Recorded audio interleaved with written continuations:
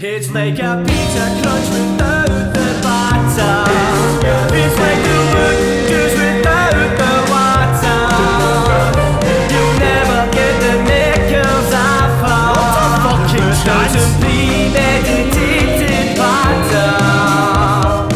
Premeditated batter.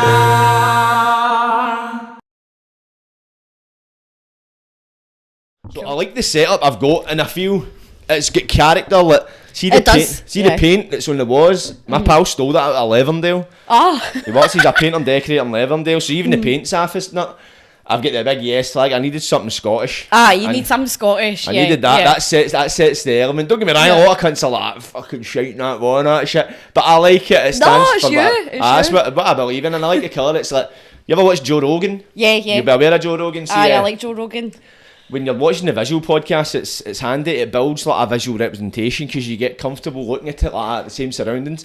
So the other night, I think it was Monday, I came back from the gym and I'd been planning on maybe just swapping it around a bit to see what worked. And this is the best bit because I just was looking at it and I'd put this chair with a yes flag behind it, then I put that there, but it was too plain there. I like the idea of the fucking sombrero behind people's heads and all that kind of thing, man. Do you know what you need, but what? A big caricature of you. I've got somebody to draw you as a caricature. There's one under there. Is there? Aye, let's see, there's a cut of you hanging. Well, it's not in the portrait yet, so I need to get it in a portrait. But see, it's fucking... See, 40 frames, they're fucking dear. They are dear. I didn't realise they were so expensive. You can get big clear A3 ones on eBay for like £5 and that, but they've got no frame. Aye. It's just like you clip them on at the sides. So I might just get that, man, because what if I've got posters, and I was thinking about, I've got a Sweet Rogue poster that I done, I think it was our album launch. Nice, cool. Album launch, EP launch, Get On Fire. Get On Fire, that was the fire alarm went off. That was brilliant, wasn't it? That was what really good PR for that fucking video. I know, man, it was a heavy good selling point, man. But I have got that poster. I've done a show called Bams to the Slaughter. Nice. Oh my god, love that. How did I not hear about that? It was last January. It was a comedy show. That is perfect for your comedy show, by the way. It was good. It was like a pure different setup, man. It was mental, man. Even we were doing it with pure like kind of established comedians that had been about the block, been about the circuit, and every cunt was shiting themselves because it was improv. Like, it was me and my pal Ravey that done it, and we were just it was mad. It was like we were doing as part of the promotion. We would chat random people's doors. Oh, I love that. And just start slaughtering each other in front of them, and then they would vote who won. Oh my god, that's funny. It was some buzz. It was actually somebody that fucking looks you go because the cunts were coming out with like oven mitts in their hand. Thinking you're fighting and stuff. I know, they're just thinking they're making their dinner. Like, what the fuck's this? They thought it was an Amazon delivery or something. It's these two fucking dicks slaughtering each other. That's funny. That's why I was saying about the chicken shop date thing. Like, you know how I was like, that'd be so funny. No, definitely need to do it. That's native in Scotland, isn't it? Exactly, like fish and chips and a can of brew, and it's just Scottish as fuck. Do you know what I mean? Like, no, defos. Where could you do that? But we could do it in Blue Lagoon. Blue Lagoon dating a Blue Lagoon a Saturday night when it's full of fucking all the pure arseholes. And then you could interview the arseholes coming round that, do like 1 minute speed dating and that. Do you know what I mean? Imagine that. That's comedy gold, isn't it? Because think all the mad steamers you'd get coming in. I know. Fuck's no, sake. you should do it, honestly. Like, but I've got ideas for days, so just roll with it and it'll be funny. Let's do it. But it's great to have you in the podcast, Alana Hepburn. Many people don't know you from my audience and that, but I'll explain. I know you're a manager of various artists in Glasgow. You represent the likes of Melrose, Sherlock, a good few people are performing that. I know you work with artists in the UK and bring them to Glasgow. Obviously, you've got the Jordan McCann gig. Yeah. What is the dates of that again? 23rd, 24th and 25th of February. And there's still tickets available? Basically, a week today, isn't it? Is it, aye? Yeah, a week today. Are you sure? I think so, It's Wednesday today. Oh, wait, are you talking about when this goes out? Aye, yeah. This will be going out on Sunday. Oh, I'll go out Sunday, right, okay, so, yeah, it's a week after then. Right. A week and a half. So what was the dates again? We'll see the dates. It's the 24th, isn't it? 24th, 25th and 26th? 23rd, 24th and 25th of February, Classic Grand, Uproom. We've got tickets on sale for the Saturday still, but I think we're down to like 70 tickets. Really? Aye, so you can still snap them up if they're still there. Where would they maybe get tickets? Skiddle. Yeah. Get them in Skiddle, Jordan. I can catch it. I'll be there anyway. I'll be there just as a fan. Hopefully jump on the fucking stage and invade with my camera. But yeah, definitely. We'll see what happens. But obviously I've only known you since a few months maybe. I can't remember where I first met you. I think it was Melrose's gig at Room 2. It was, yeah. First time I met you a good few months ago. So I don't really know you as a person. So how did life begin for you? So grew up just with my grandmother, really caring for my gran. Never done music until I left school. Right. So I started college because I was playing guitar, could do a few chords on the guitar, and I was just like, fuck it, I'm just going to keep going with music and see where it ends up. So I was in a band for 2 years, and we toured with it was a guy who won that Channel 4 thing, Coffee. I can't remember his name. The Coffee song that was on Channel 4. What was it? What, the Channel 4, was it like a talent show or something? Aye, it was. It was an old Channel 4 talent show thing, and this guy had won it, and then we somehow got on his support slot for the O2 Academy. Oh, so really? that was the biggest crowd I played to. It was like Many 2,000 people. 2,000 people. More Really? than 2,000 How did that people. feel doing that? Really intimidating because I was the only girl in the band, and they kept being like, you stand up there, you stand up there, and I was like, I'm quite happy really? where I am Flung in the front I line? was just doing rhythm guitar, do you know what I mean? It wasn't like I was throwing out pure Led Zeppelin solos on it pure or that. monster riffs. Aye, I know. So I used to organise all of our gigs basically. So when I had kind of got us hooked up with that, and then we got to play one of the wee stages at Rock Ness years ago. Right, This nice. is me going back years and years ago. And I started working with Roddy McKenna, who signed the Stone Roses years ago. Good friend of Ian Brown, used to work at Zomba Records. So I started working for him up at Kilohertz Studios, which was the old Simple Minds studios at the time. So me and him worked there, and I was a U2 tribute act booker. Shut up, really? Aye, what was the tribute act called? Oh, it was pure shite, if I'm being honest. Was it? Obviously it was U2, and I'm not a U2 fan at all. Oh, you're not U2, no, I like it about U2. Because I stopped playing my band, so our drummer got signed by a Canadian band. So he left, and then our lead singer started getting dead hostile about the songs, and I just thought, this isn't for me, you know. I liked organising and putting things together sort of thing. So when I started being a U2 tribute act booker, it was through Argyll and Butte. So I was putting them all round the pubs and that, but it was all right money, you know, but it was just not buzzing me up at all. And it was through doing that I met Becca Starr, Tank, who were known as the Agents at the time. Right. And they came into studio and they were doing a wee bit of hip hop and stuff, and it was Becca and Tank said to me, there was guys called The Bean that really needed represented because they had nobody, and they were all like from the Scheme, and they had all kind of like, nobody knew how to kind of handle them. So I met Loki and Marek years ago, maybe about 14 years ago now. Done my first gig with them 2009. I think it was. 2009, the Black Sparrow. And that's how I started working with them. That's how I got to know Mog and everybody really from that kind of era of the scene. So the Bean obviously was like Loki, Marek, Doonhamer, Raid 1 sadly passed away actually. He committed suicide. Oh, for fuck's sake, man. I don't know if you remember the kind of Bean thing behind that, but we've done like a big campaign against suicide as well. But it's a shame because it seems to be a recurring thing. Aye. Every kind of 5 years we seem to lose somebody Definitely. to suicide, which is awful. So Especially nowadays, because people will see, especially people in some kind of hip hop community or in any kind of performing arts where they put their art out on social media and that kind of stuff. It does take a thick skin, and I'm not saying that's the direct cause of it, but you find artists are generally really troubled people. yeah, they are. But I think that's what makes it real. That's what makes them great. That's what makes it great. Because you find a lot of artists and that they've got addiction issues, they've got mental health issues. They're very seldom do you find an artist who's a deep down happy person. They're all fucked in the nut somewhere. Yeah. Know what I mean, there's something. I think that's what it comes to. Because look, was it Van Gogh that cut his fucking ear off? Was it Van Gogh? Yeah. Was it Da Vinci? Yeah. No, it was Da Vinci. Was it not? Da Vinci? Was Aye. it? One of them cut their fucking ear off, and that's what I always liken it to. You know what I mean? But see, it's fair to say, due to your line of work, you wouldn't class that as a normal 9-to-5. Like if we're classing it a normal life, you class it 9-to-5 in an office, go to the gym afterwards, Nando's on a Saturday. Yeah. At what point did you realise you didn't want to live a normal life? When I was 19. Just couldn't handle it. Didn't like school, didn't understand. So as I say, growing up with my grandmother, so my mum had passed away when I was really young, and I never knew my dad.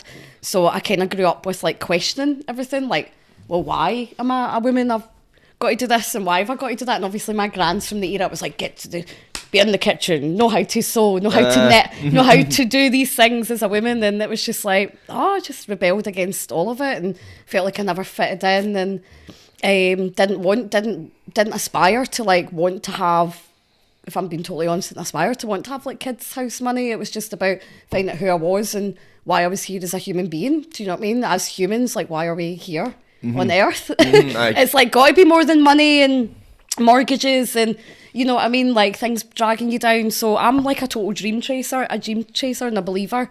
Like, so I do believe that we're here for bigger things than thinking that it's like money and having to pay stuff off and get a car and stuff like that. Like, that's it. Getting a good credit rating and all that kind of stuff. Yeah, I don't believe you own anything that you buy. It's only here for you as a material possession in this time. But you're not going to take that with you. What you're going to take with you is your morals and your experience and what you've went through. So that's more rewarding to me than to be like, oh, I'm here now and I could have been a millionaire and I could have had all these other jobs. It's like, well, I cared for my gran and gave a lot of that up and I don't regret it. Because it's like, I know that I can, when I do go, I've got a clean conscience on what I had to kind of do as a decent human being, you know. Do you think, see your gran, would you class your gran a traditional housewife? That A million%, yes. That's the kind of, obviously, the way she was brought up, that's what she knew. Christian granny, proper Christian granny, like, yeah, loved the Queen, not a word out of place. You couldn't talk about your troubles, you couldn't talk about anything.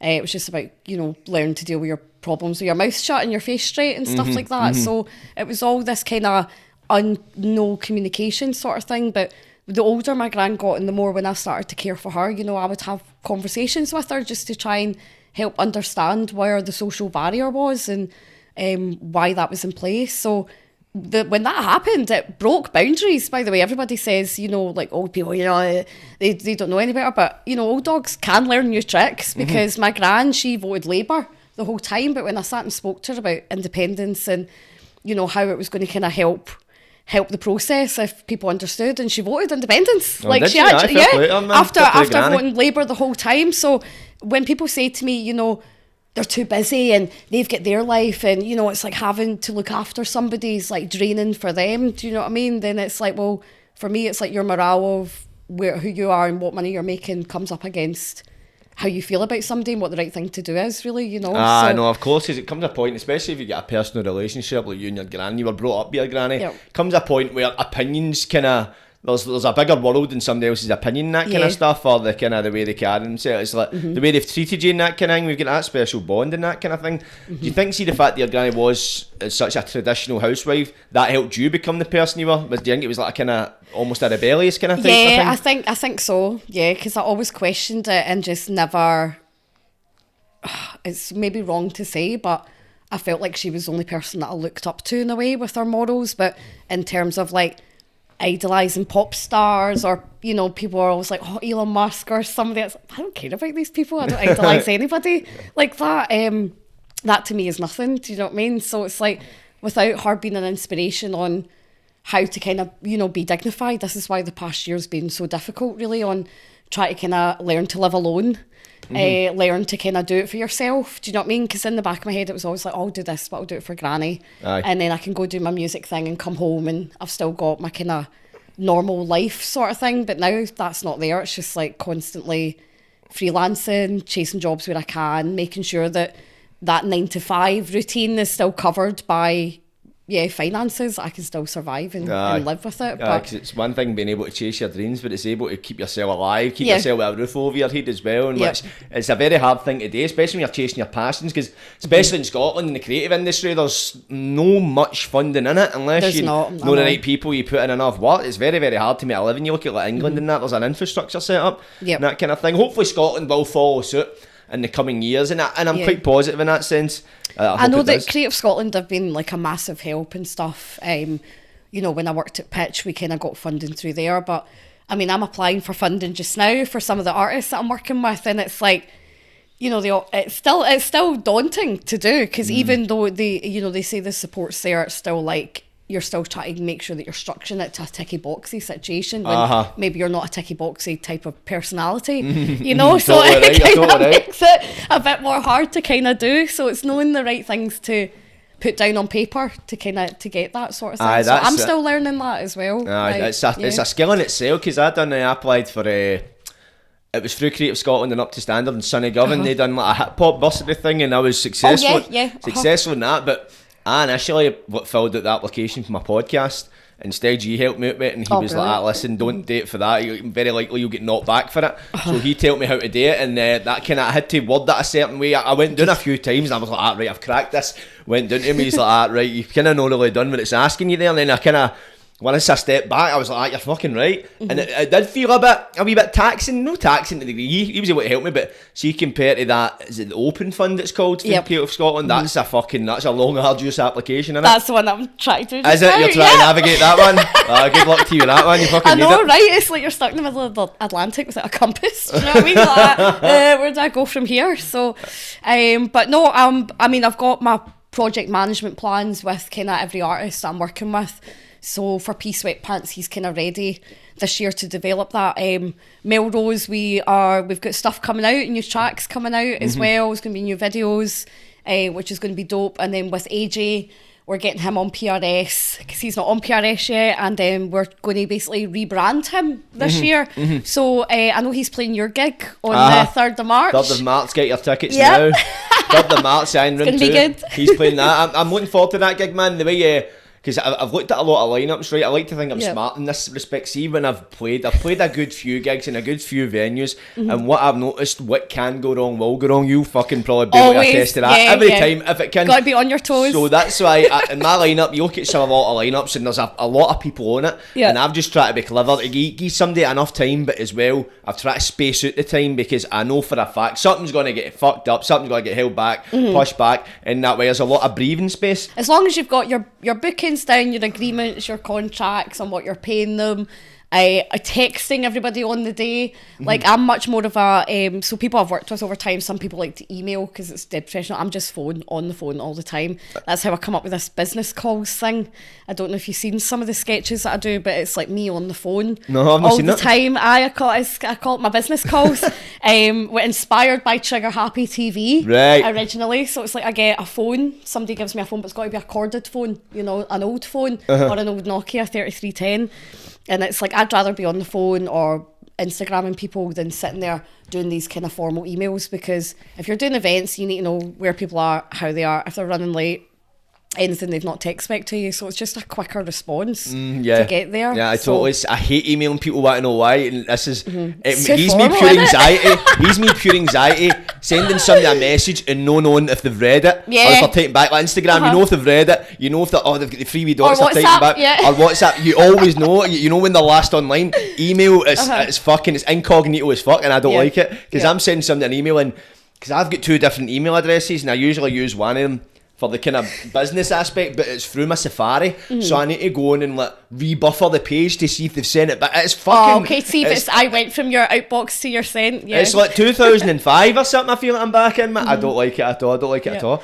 Is there any times, when you deal with a lot of phone calls and that kind of one? Have you ever dealt with like any, if it's venues or if it's management that's really gives you a hard time with? It's been brutal. Is it quite a common thing? You find yourself arguing with people quite a lot? Do you know what? No, because I don't find myself arguing with people quite a lot, but people tend to maybe not agree, do not follow through with the agreement that was in place. So incident very recently, somebody I agreed to work for decided to not stick up to the agreement, which has landed not just me but the venue and everybody that's involved without money and without a kind of follow through on it sort of thing. So obviously when I take these jobs on, it kind of influences my reputation because I've worked with these venues for like over 10 years and kind of built that up. But I just go in and have a conversation with them and say, look, this is what's happened in this instant. But in terms of venues are great. Venue managements are great.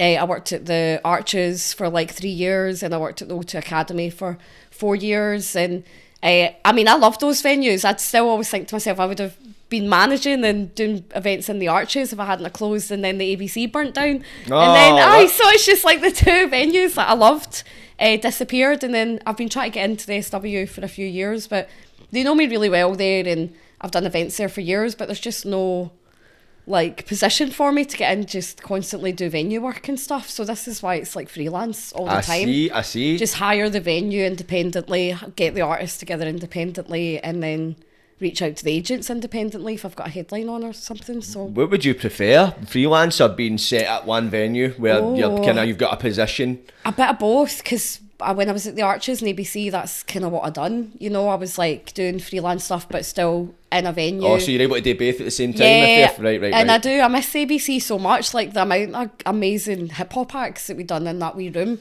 And you know, we did lose money on it, but we made the money up on the bar, whereas you don't get a lot of that when you're working out-house and you're hiring independently. You don't really get a dib on the wet sales. Right. And obviously the wet sales kind of add up the percentage of what you've maybe lost on the door. Right, I see.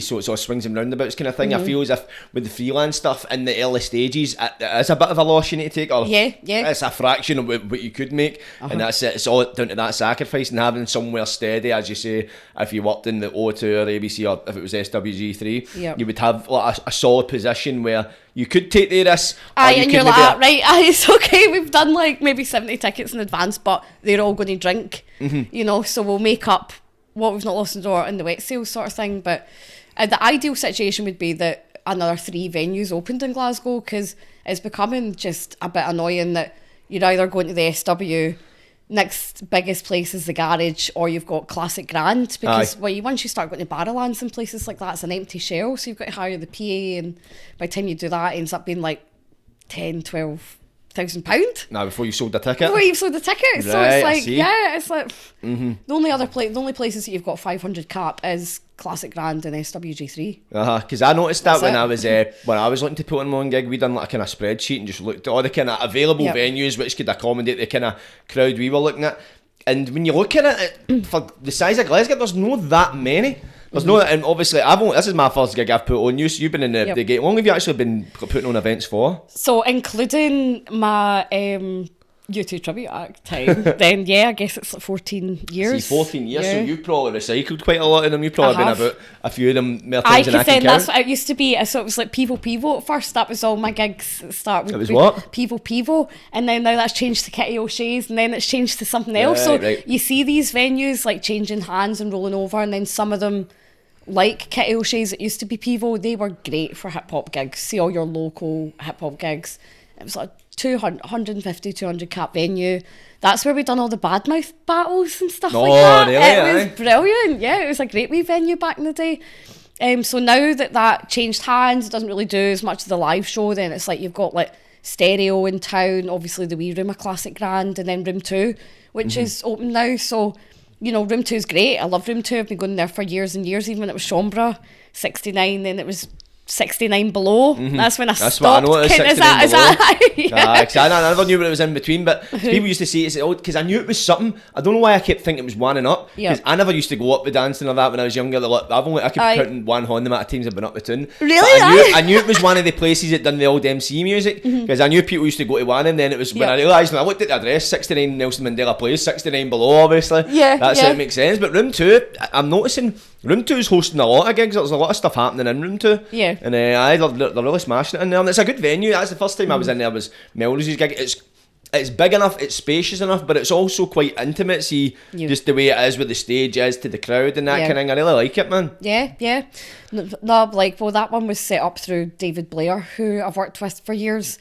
But that's what got me kind of working with Melrose, actually, is because he asked me to do the gig for him, and then I started saying to him, well, why don't I manage you? Because you've been about in the scene for a while, and it's like you try to bring these underground champions of rap into a bit more of the commercial world, do you know what I mean? Because it's like you obviously get the commercial side of the music industry, and everything needs to be ticky boxy, and you know, it's like, so try to kind of progress somebody who's came from the streets, side by like, you know, and then polish them off a wee bit, that they're playing stuff like Wide Days and Resonate and stuff like that, and they can go for funding and stuff. But there is like there is like two paths to it. There's like the underground route or the commercial route sort of thing, but the commercial route takes you about 3 or 4 years to pile up. Does it really? Get the gigs going. Well, I'd say so. Is it? See, have you found many obstacles in your way with the fact that it's a Scottish artist you're trying to push through the commercial route?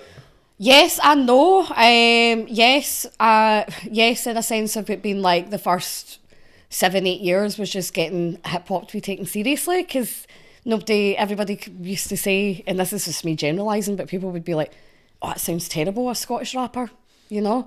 They just couldn't listen to the dialect. Still get people to say it. Couldn't listen to the dialect of it. So, as I say, when I started working with like Loki and Marek and the Bean and Mog and all that, you know, it was like, actually understanding what they're saying was amazing. Like, these are your Rabbie Burns poets today. This is your future wordsmiths, you know, and what they're saying is real because they've experienced it, instead of it being me generalising again, some middle class poetry head that comes in and uses all these big descriptive words in their hands, you know, and it's just captivating because of how they're moving themselves, but not what they're actually saying. So for me, it's like I always liked what they were actually saying and the portray of it, and that is what makes you Scottish. And I guess when people say, oh, I can't listen to that, well, they can't listen to themselves then, because deep down they're Scottish, you know. Maybe that's the problem, that we've all got identity issues. Yeah, that's exactly it, man. I totally agree with that. See, with people that say, oh, I can't listen, I can't go to accent, like, so you can't go your own accent. It's like people that are uncomfortable with being Scottish, and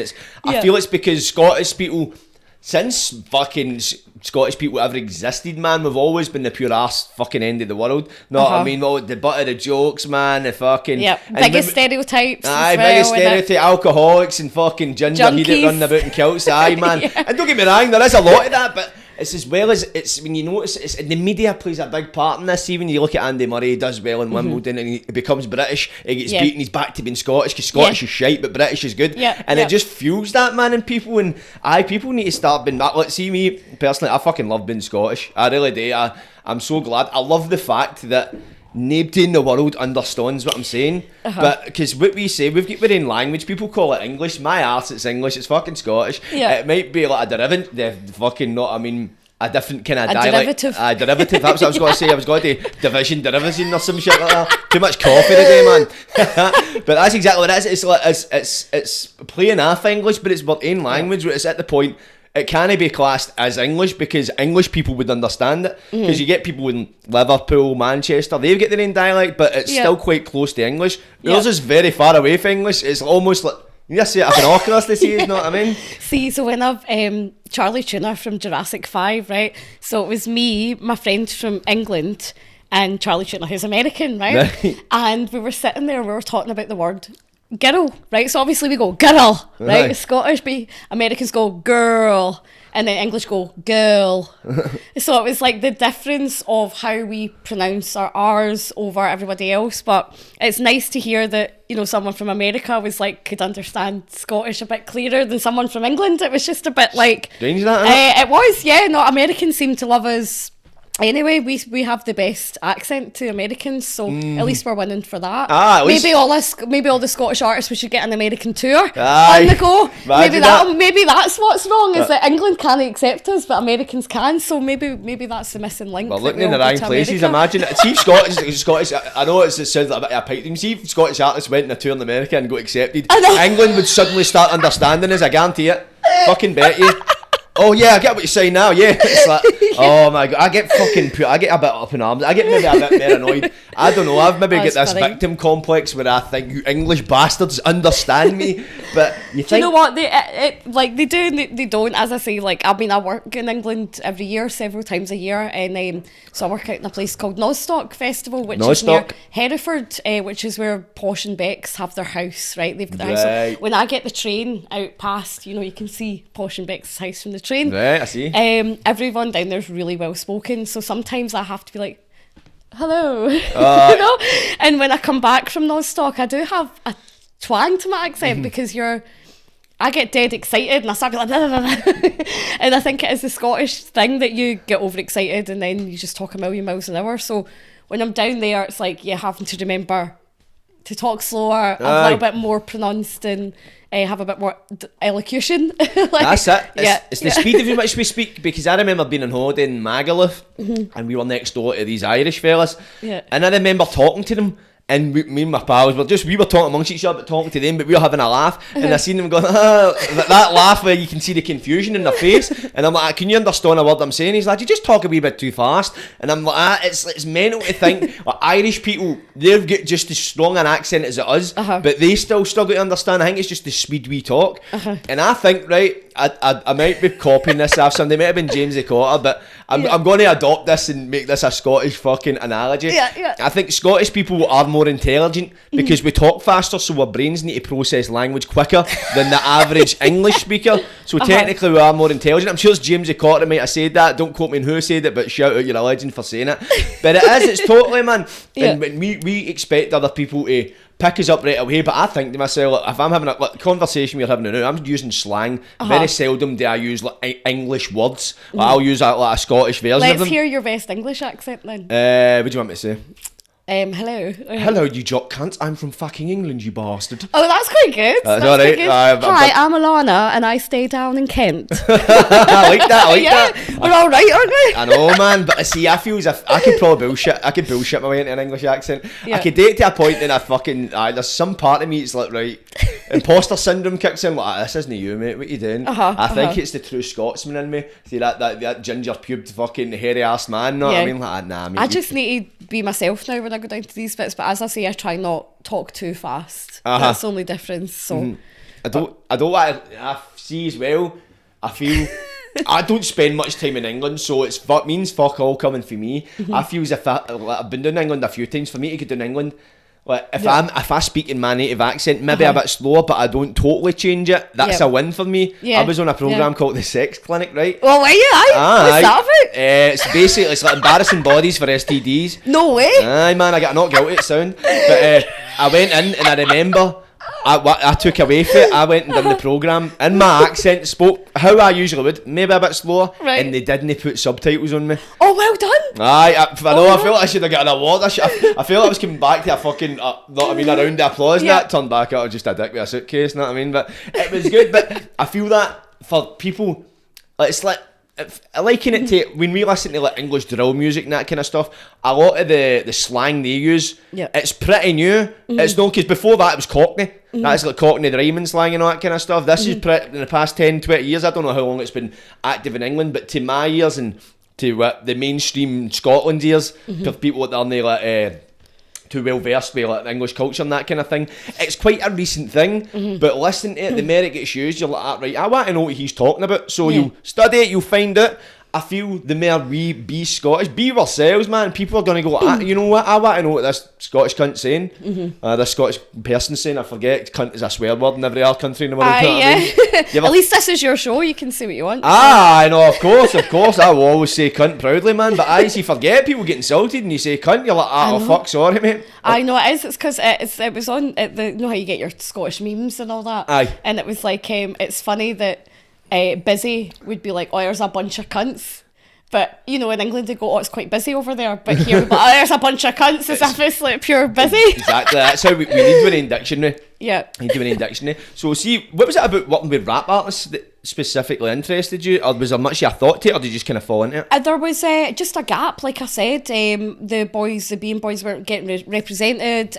So when I started doing events for them, there was nowhere for them to really play, and as it was all indie. It was all indie or techno, right? So it was like, we'll get these guys some gigs. So we were like using the Black Sparrow, Pivo, Ivory Blacks, and I was just putting on lineups and letting them do their thing, you know. But it was inspiring to me because there wasn't really a scene then, you know. I think it was like, and through that I met Mr. Bose and David Defy, Crash Slaughter and Cease Lockhart, who were all part of Two Tone Committee, who had their first Scottish hip hop album out in 1987. Really? Yes, I might have heard these guys. I remember somebody telling me Scottish rap's been about since like the 80s. And I think somebody let me hear a song, but it was really underground. It was so underground as fuck, man. Like, most people don't even know about it.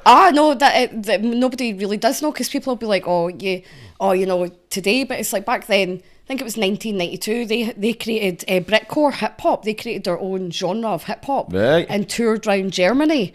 And they had vinyl releases, and their vinyl was in like the vinyl charts and stuff like that. So it's like, you know, they were doing it back then for 1987. But if you hear it, it is such its own thing that I think a lot of people who listen to drill and grime today, it might not sit well with them, but for me it's because the progression of hip hop's like Killer Instinct and stuff like that, who are like the kind of London time when it before like London Posse and Rodney P and all that stuff. So it was like Britcore hip hop, you know, like fast bars, fast beats, kind of break beats in between sort of thing. So that kind of obviously inspired the Bean Boys. Because Jordan Conscious, his dad was David Defy, so this was like the next generation after them. So they were kind of boom bap hip hop, and then obviously you've got your new generation now, which is grime drill, mostly drill that you'll get. And a lot of the guys who I speak to who are like up and coming, I try and tell them just to do their own thing, what they feel. Just because other people are doing drill, don't do drill. Like if you hear yourself on a drill beat and you feel what you're saying, then do it, but don't just go on a drill beat and talk nonsense on it, because it's not going to come across You know, that way it's like if drill's been inspired from London, it's like, well, we've got our own drill up here. Do you know what I mean? Like the Scottish streets are just as hard as the London streets. So instead of making it London drill, you know, just do your Scottish drill. You know, just a nice dark beat with like some real bars on it. Because it's the authenticity shines through to the listener. Because personally, I feel I'm all for people doing their own thing. See, as you say, when you hear something and it sounds right to the soul, right to the spirit, and I believe we create with the spirit. Yeah, so, I mean, it exactly. comes to That's a really good way to say it. Deep down inside, you know it. So I feel as if me personally, end of the day, I'll not tell anybody how to do their thing in that. But how do you feel about people, see, like the Scottish people that go and do like the English accents kind of stuff, man? Only if they are not from England and they've had no bearings with England, then why do it? That's not you. But one of my artists, P Sweatpants, he's from Croydon, so he's got a London accent and he stays in Scotland, so it's like that's him. That's who he is naturally. But you know, if I'm rocking up and it's like some wee guys from Castlemilk or something, and you know they've been like raised that way, and then they start coming out with the London chat, it's just not real to me. Like it's just not real. So it's like, I know that you emulate who you inspire to. That's why it's like try and get through to these artists. Like if you're not writing for yourself and you're trying to write for other people, like, you know, it's not going to come out the natural way. I don't think it's not going to come out a good way. I don't think it's sustainable either. Yeah, it's not, because then it becomes transferable. What are they going to be doing the next couple of years when drill's out the window and it's another new genre? You need to be the artist that you are in your heart so that you can always play your songs, because what are you going to do in 5 years' time? You're coming out with all this London drill, and as I say, if you're example from Castlemilk and you've got all this London drill, and then in 5 years' time it's like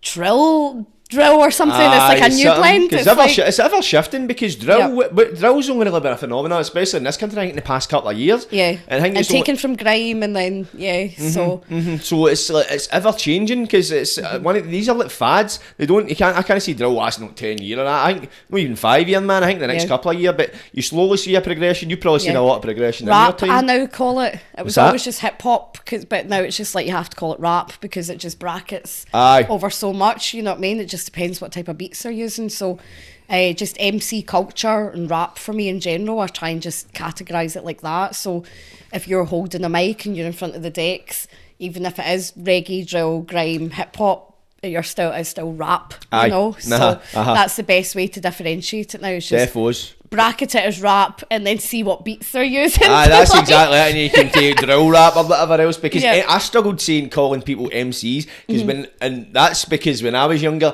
an MC was a guy that done like Mackinnon music, master of ceremony. I know, like MC done like obviously that is the true definition. See, like an MC, like MC Stretch and all that. I don't know if you listen to like New Monkey music or that. So when I hear an MC, I can mix it up, mix it up, all that kind of shit. That's MC to me. So when like people like rappers say a true MC, I'm like, what's the difference? Like, and obviously I think it's just the way people describe themselves. That's just what they like. See, an MC to me would be like Grandmaster Flash in the Furious 5, Broken Glass everywhere. You know, it's just somebody coming up and feeling what the crowd are doing, and but obviously back in the day, that's what an MC done. Like the DJ would play his breaks, and the MC would get the people moving, and you know would go with what the DJ was doing. That was an MC. So if you're a rapper, you've got a preset. You've got your bars already done, your written's already done, you're going out there with an image to portray. But as an MC, you're meant to be the key and the cog for the rest of the kind of show sort of thing. Right. That's the way I would have seen it. So an MC knows what to do and what to say to make sure the crowd are always picking themselves up. But a rapper will just do what he wants to do because that's his own vision. I suppose the rapper is... That's my opinion on it. Someone else might disagree. I think it's one of the... I think it's quite... it's got multiple answers, that kind of opinion, you know what I mean? Because I think it just depends who you ask. I think it did start off as master of ceremonies, introduced the acts, then it becomes, as you say, the person that keeps the crowd moving. Mic controller. The mic controller, that kind of thing. So I think that in itself, that's developing into something in its own right. But to me, I'm just saying rapper. You're a rapper. That's the beat you're rapping over, because people change. You know, very often do you get somebody that raps the same beat in every fucking tune of the day. Yeah. They usually change it up. So to me, the only thing you're not changing up is the fact that you rap. So I think that is by true definition the rapper. So as far as I'm aware, you just work predominantly in Glasgow? Yes, Glasgow, Edinburgh, I've done events up there before. We're going to be doing Sneaky Pete's show with P Sweatpants and stuff. London, I've done a couple of gigs down there, so I know the High Focus mob really well, and I've worked like Brixton Jam and stuff with them, and Chester P and Task Force and stuff like that. Right, so I see. So you people would just like shout me and go, yo, we've got X amount of money, we want to put this gig on in this venue, and then I would just basically hook up with them and do the logistics behind it, and then just ask for a fee sort of thing. So this is how I end up, like Bristol's like one of my main cities as well. So, is it? I've got one of my best friends, Kat Roberts, down there, so she gives me all my cool jobs basically, and I've worked Boomtown with her for 10, 12 years. I met her at Nostock Festival, that's when we first met, and then we've just kind of done rollover events together, stuff down at Boomtown 404, and then I'm doing Love Saves the Day Festival, which is I'm an artist liaison as well, so me and her do backstage artist liaison work, and so I'm doing like Love Saves the Day, hoping to get on, hopefully fingers crossed, like Wireless or something like that as well, just some more commercial festivals. Massive festival. So you do artist liaison, so what kind of work does that entail? So that's just usually getting hired for like an on-site fee, so you would do like the advancements, like where they stay in, travel party, artist accreditation, and then when you're on site, you're the one that goes, hi, how you doing, nice to meet you, here's your dressing room, do you want a drink? Just kind of showing them about, making them feel welcome, that kind of make sure the artist is happy, then obviously they'll deal with all the kind of venue stuff and the kind of show side of it. That's usually so you've got a stage manager as well, you've got stage management as well, and then you've usually got an overall kind of rep that comes between, but your job as an artist liaison is just to make sure that they've got their hospitality rider, which is usually 99% alcohol, on there to make sure that they've got it. Obviously making sure little things like, you know, if there's any allergies, nut allergies is a big one. We had somebody at Boomtown with a nut allergy, and we literally had to like evacuate the whole backstage area because it was that dangerous for them, and obviously nuts are in everything really, and sandwiches and stuff like that. So that's kind of like the big ones that we'll get a list through going, oh, this artist has this and this artist has this health problem. And one of the bigger American artists I worked with had asthma, and he had a special machine that he brought. And it was only when I started kind of reading over it, and I thought, right, okay, they're due here in 20 minutes. And I was like, if he's flying all the way from America, he's going to have an American plug. We're sitting here with British plugs.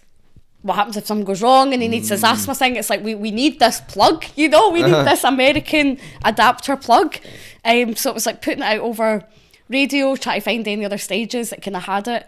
And it was thanks to one of the electricians that we knew. So when they had turned up, they had different plug heads. And I'm not kidding you on, he put this together in like 5 minutes. He actually went to his little porta cabin, and he was like, what? And he had a British cable with an American plug on it, and it still worked. Really? He didn't, thankfully, need to use that asthma machine, but it was just that's the sort of thing you need to do as an artist liaison, is it's more like their health and their well-being rather than their technical stuff, because that would lie on the stage manager. So the stage manager would make sure that your lines are good and your stage plan's good, and they've got all the equipment and they're on time, and you know who's on stage, whereas we're the ones that are like, hi, smile, shake hands, make sure you're all right. So do you think, see, as you said, you were your grand's carer for years, do you think being your grand's carer has helped kind of almost train you for being an artist liaison, where you definitely can be a caregiver to somebody? Yeah, after doing artist liaison for that long and caring for my gran, that's kind of what led me on to doing management now, because I thought, you know what I'm doing with artist liaison kind of is management in itself, except I'm kind of giving this advice to everybody and helping everybody, whereas if I just rein in on a couple of artists and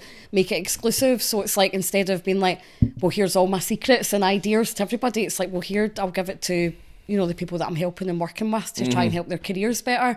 And then that way it's a bit of a breathe in, breathe out, instead of me just giving out loads of information. So I'm glad that I've started doing management, because it's helped kind of rein in these little bits of it, and all the artists that I work with, I think, have really good careers ahead of them. So just hoping that everybody else notices and agrees with me, get them up there. If they don't agree with you, make sure they agree with you. How long have you been a manager for? So that's like maybe about a year, or just over a year. So relatively new to the relatively new to looking after people now, but actually being officially a manager, it's pretty much still in the early stages. Yeah, because I kept on putting it off of her, so I was like, oh god, like a manager's such a hard term, but I was like representing people, and then it was just like, actually, like, you know, it's 20% with what you get them, and that's how it circulates. You get work, you get paid for it, so it's like there's not much point you helping and doing all these things if you're not recouping on it, you know, as well. So it's like, you may as well get some sort of money back for your ideas. No, of course, you end up burning it as well, pressure. man. You need to eat. Yeah, and you need to pay for your own rent and that kind of Yeah. stuff. And you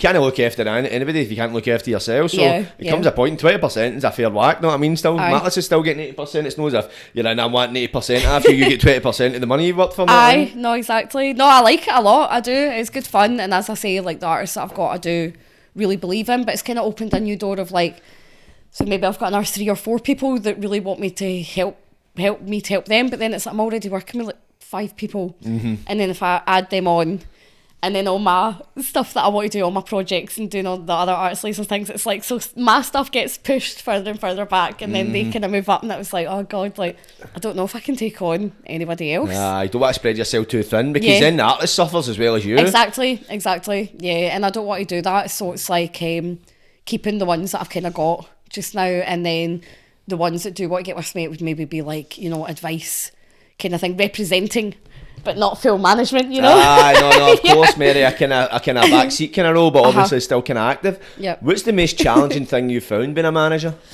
Being a manager, so I guess most of them have came from the ground up, so it's like with nothing, having to get them on PRS, make sure that they're on Spotify, make sure they're on YouTube, TikTok. Nobody likes TikTok. TikTok's a necessary evil. I tell cunts all the time. It is, You're it missing is, out. The algorithm, it just pushes you. That's why I'm on TikTok. You know what I mean, I enjoy making mad daft videos, but there's a part of me it's like that. The more daft sketches and shit I do, the bigger following I've got, and it can help go against you having a good following. Yeah, you know what I mean? it is where we are now. It is where we are now, and sometimes you've got to just, you know, you can't beat them, join them. You've got to just kind of go with the flow and establish your own kind of virtual profile, don't you, as well? Get with the times, man. So I think that's why sometimes people find it a bit confusing, because they'll look at my Instagram, which is a bit wild, and then they find out I do all this music stuff, but it's because I've done all the music stuff I've done it for so long, and as I say, like, life's been pretty different for the past year, so having that online presence is like valuable to me, to have my work and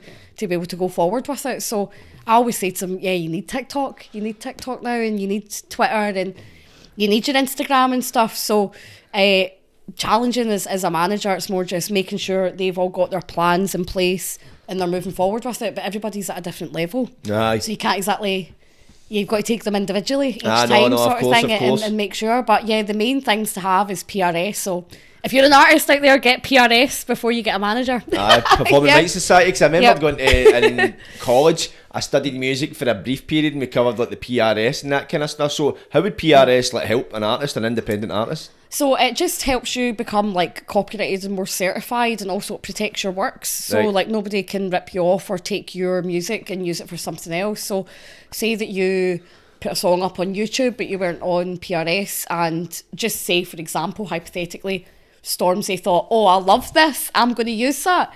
And you were like, oh my God, you're in the car one day, you're like, oh my God, that's my song. And Stormzy's using my song. There's nothing you can do about it, because you've not declared it as your own intellectual property or your work. So it can be done, and it has been done. So if you get on PRS, then you're going to be protected, you know, protected for your live performance and protected for your broadcast. So people like, you know, BBC Introducing, who want to kind of play the tracks, you know, you'll get a payment for that each time through PRS.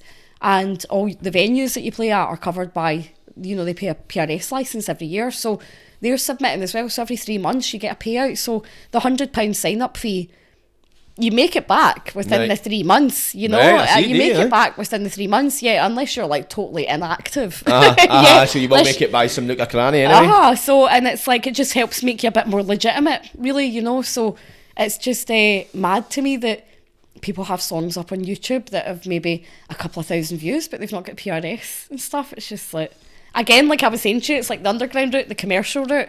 So you're trying to get these boys to just make sure that their back's covered, and that they're covered by these things, or else, you know, their works can get stolen, or they're not taken as seriously as other Scottish artists. That's it, because I think a lot of people find, see, especially when maybe a Scottish, any kind of underground artist, you've not got a label behind you, if you've not got management, man, your sole focus is what your music sounds like, or how the video looks, and how many views you get. Pretty much that's it. After you've put the video out and it's got X amount of views, you're usually on to the next one, or you're focusing ahead. You're not really thinking about that video, whether is somebody going to steal it. Some people might think, somebody might steal it, but you don't really think you can be protected by that. And there's no sort of thing like when you're talking about PRS, there's probably a lot of people, aspiring musicians and that have no idea what PRS is. That's why I asked you to explain it, because I've heard about it before, and I don't know it down to the nitty gritty, but I do know of it, man. But that was me. I wouldn't have known about it unless I went to college and studied it. Or studied it briefly.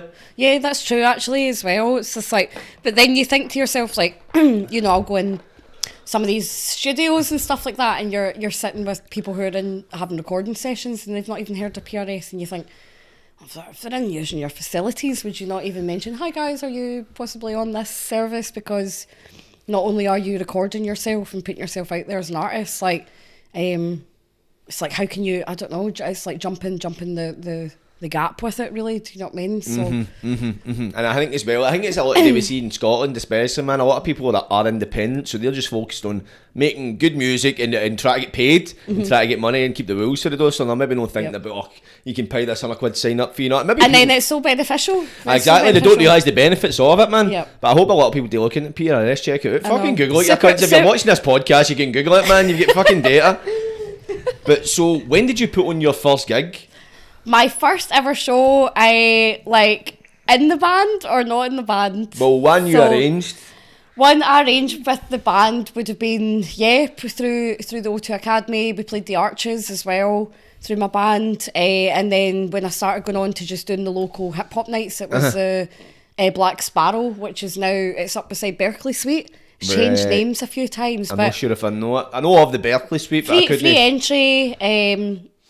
Free entry, Loki, Marek, Bill Breaks. Don't know if you remember Bill Breaks or no, that I'm not too sure. I'm a bit of a young pup when it comes to this game. But started off doing that and just building the local scene. That's what I mean. Like, these guys had nowhere to perform or had a gateway, and it was a more kind of clustered, like, kind of hip hop scene back then. So now you've got all your different variations, which is good. So I try and make sure that I know everybody in the community, whether it's like, I don't know, like emo rap or your boom bap rap or your drill rap or your grime rap. It's like nowadays it's quite extensive, which is great. It's good to see, because we used to go to all these venues and nobody would let us in trackies. Nobody would let us in with the the Adidas and the hoods up and stuff. Like that was a long haul. Like, we had to fight hard to turn up in our trackies. And then when Stormzy came out and he was in reading that kid's book with his Adidas trackie on, and it was like, boom, trackies are acceptable in nightclubs now. But it was such a big thing for us because we were trying to do it before that was allowed. Aye. So you're always seen as a scumbag in a trackie. Like, it didn't matter if you were not a scumbag, but if you had your hood up and you had a grey trackie on, you're fresh out of the jail. Do you know what I mean? You're a scumbag. So years and years and years we would go to these venues I use today, who are very open to, like, wearing trackies, maybe the LGBT community, where it's like you can kind of wear what you want, you be yourself, and that's like good. It's happening now, but it was a struggle getting there. I can imagine. So people that are coming out now are probably like, they've not seen the oh my god, right, you need to go get changed because, right, you're not going to be allowed on stage. And then it's like artists outside, they weren't letting artists inside because it was like full head to toe trackie, and it's like, so even artists were struggling to get in? Right, I see, because I remember it was only a few years ago as well, man. If you went up the tune, you had, depending what pair of trainers you're wearing, if you're wearing a Lacoste t-shirt or something, or you don't wear a Lacoste, wear a Boss one, because you'll not get in with a Lacoste. And it's mental, but his attitudes have really shifted. Yeah, they have, and it's like a breath of fresh air, because now it's just like, doing the gigs now, everybody is from different parts of the scheme, and trackies are cracking looking now. You can get some really good ones. So it's like, that's the personalities of it. So for that to be adopted in Scotland and it not be, you're a scumbag from a scheme, it's like, they're actually, the soothsayers of the Scottish music scene, I see. Because for me personally, this is just a personal opinion, it's like, absolutely fed up hearing indie bands and folk music coming through Scotland. It's like, these artists are just as good, in my opinion, if not better, because they're homebred, authentic talent that have reaped and felt what they're actually spitting about.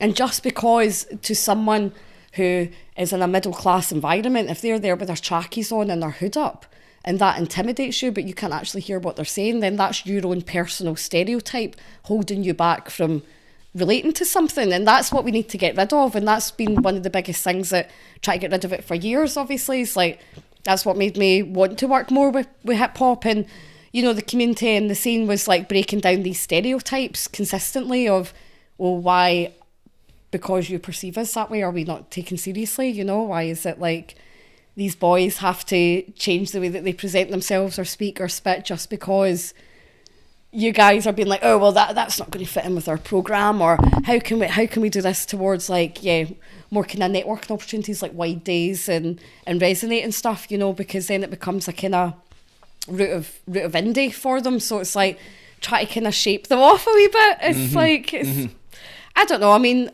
in terms of people like, you know, everybody goes about like, you know, like Bems is great. He's made it, but he worked so hard to kind of get where he was, and he was one of the first artists I had worked with that took tickets off me, by the way. So when I do gigs, I'll be like that to guys, I can either give you a fee or you can sell tickets. And obviously a lot of the guys are like, oh, I don't want to sell tickets because nobody's going to come and see me, but my fee's like a couple of £100. And you're like, well, wait a minute there, if your fee's a couple of £100 but you can't sell tickets, that's the whole point, is that you're basing your net worth on your fee as how many tickets you can sell. So you can't charge £300 if you can't even sell 10 tickets, mate. I mean, that's just silly. So I would always give people the option, do you want the fee or do you want the tickets? And everybody took the fee all the time except Bems. Bems always took the tickets because you made more money if you sold the tickets, and he was never afraid of the work ethic for that. So he really, really worked hard selling the tickets, building up that network, instead of just rocking up to independent promoters and going, oh, well, my fee's a couple of £100. And it's like, well, mate, you've got 3 songs out on YouTube and you're scared to sell 10 tickets. So how do you think I can afford to spend £300 on you if you can't even sell £100 worth of tickets? So it's just a bit of there's a scattered perception of like how things work for promoters and music artists, and usually it's like it's a hand-in-hand thing. Like if the artist is willing to sell the tickets for that, to get people along to see them, to help the gig, then the gigs just get bigger and bigger and better, and it works out better, you know. Whereas if it's just constantly, oh, the promoter's got to pay, then it's always going to be off balance, because then you're giving, I've had it myself, like some artists get the wrong perception of themselves and they think they're worth like, you know, £1,000. They're charging you per view they've got. And you're just like, you can't even bring like 8 people in a venue. How are you going to be worth £1,000? You know? They must just think it's an unlimited budget you've got. So it is. It's like, yeah, once you meet some of the ones that you know are going to make it because of their work ethic, and because of what they're putting out and what they're kind of willing to work. Because a lot of it's like, you know, making it work behind the scenes is hard.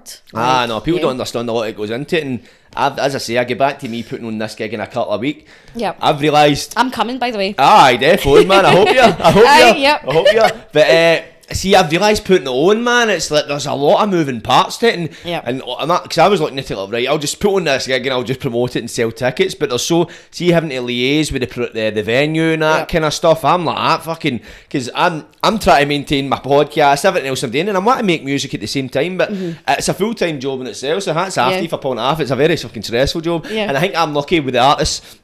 I've got a personal relationship with artists, and you've obviously got that as well, I think. But I'm not one of the promoters. You find some promoters that just probably know the artists through promoting their events. Whereas the artists, I've played shows with them. I've hung out, partied. I know them well enough, so I can be like, right, mate, you up for this kind of thing. It's no one of the... We've got a decent relationship and that kind of thing. See, since you started putting on gigs, especially in the Scottish rap scene, compared to now, have you noticed a difference with like the crowd interaction, that kind of stuff? Because I hear people talking about... Nowadays, when they're looking at a crowd, you've got the full crowd, they're into it, the energy's amazing, that. But back a good couple of years ago, the crowd was kind of like, it was just a wee group here, wee group there. There wasn't much engagement between the crowd and the performer. Have you noticed a big difference like that? I mean, yes, I know. I don't know, because the battle scene for me, back when it was Badmouth battles, it was like way more interaction and everybody was together, do you know what I mean? And then, as I say, it's like every kind of 5 years you kind of get this new rollover. So there was a gap in between Badmouth battles and Iron Bars. And then there was a gap of kind of new artists coming out and releases coming out. So I think that's when everybody actually done a full 360 round. You know, it went from being kind of what it is to being something much bigger now. That it's like involving a lot more different people. So on lineups you'll have a bit of old school Scottish hip hop, and then you'll have new school drill. You know, it's just kind of combining those artists, so you'll get the crowd soon. But no, Scottish crowds have always been great. I know, it's nuts, isn't it, man? Can't beat a Scottish crowd. Always nuts, always with the Bucky. There's never not been a Scottish hip hop event without Bucky. Bucky or some cunt sparking a fucking joint in the crowd. Cunts love doing that. Just you're like, oh, come on, to fuck me. Like, fair dues if it's a fag. A joint, it's a small venue. It stinks the place out. And then they're pure standing up like that. Getting and then photos and all. It's like, no, I mean, you get down to like fucking, you get a couple of draws out and the securities and about dragging cunts out the crowd. I've seen it. I'm not going to name which gig it was, man, but we'll keep the names out of it. No comment on names. See, when I asked you about your first gig in that, how did it feel actually putting on a gig? Did you ever feel pressure and did anything go wrong? Oh, everything always goes wrong, and I still feel pressure today. Even though I've been doing it for that long, it's like you still feel the pressure of like, especially in an independent sense, because you're like, okay, this might not work out the way I want it to. Obviously you've kind of added maybe extra money to it to get the artist in the first place, because a lot of the kind of bigger artists will go with Live Nation and stuff, so the only way you can get above that is by offering a wee bit more. So it is just a constant risk in that, you know. Even the Jordan gig next week, it's like, I love Jordan to pieces, we've been on off the phone, but it's just as a promoter you start being like, logistics, health and safety, obviously the crowd, you can't, everybody else goes, oh, you know, it's down to controlling the crowd. Crowd control is really hard. Like, even when I worked in the Arches, I used to come in the securities crowd control just to find out how, you know, the flow of people, how you would judge, because that's what I use with stage management as well. Especially down in England, a lot of the stuff that I do is drum and bass, and you've got to do crowd control, because it's like nuts. If somebody jumps the barrier, usually there's going to be 7 or 8 people behind them. So it's just kind of watching how the crowd are, watching how aggy they are, and finding kind of ways to kind of flow with it. But it's always going to be there. I don't think any promoter go, I've got a gig on tonight and not worry about it. Nah, you know? That's part of the battle. It's like a boxer getting into a fight, man. It's like, and the nerves, see if you just went like, oh, it'll be alright, you'd end up laxy-daisy. You need to have that pressure, because it makes you want everything running like a Swiss watch. Obviously it never does, but it means that you're prepared, because you need to prepare for it. You can't just go, no, everything will go alright, because once it does go tits up, you'll be like, ah, fuck. I'm always like a wee meerkat at gigs. I don't know if you'll ever see me, but it's like, I'll pop up at the door, check in everybody, then pop up with security, make sure everything's alright, pop up in the office. But I try not let people see me in between, because that's when you get all the kind of silly questions that you just don't have time to answer. Oh, hi Alana, how you doing? This and that. Right, I've got in your head you're like, that kind of stuff. In your head you're like, right, I've got an artist about to go on in 2 minutes. I've got somebody asked me this question, somebody asked me that question, got an artist happening. I'm like, where's my drink? Then you get a radio call like, somebody's stuck at the door. They say their names at the door, but they're not in the guestie. So in your head you've got to level out what's the most important thing for you to do at that moment in time. And obviously it's like, sometimes I don't, like, I'm going to be honest, sometimes I pretend I've got a new piece in just so I can be like, 2 minutes, I'm on a call. Do you know what I mean? Because got to get to the stage, get the artist on, make sure that artist has his drink, make sure that person gets in at the door, do that, and then you're coming back to that girl going, so what was it you were saying?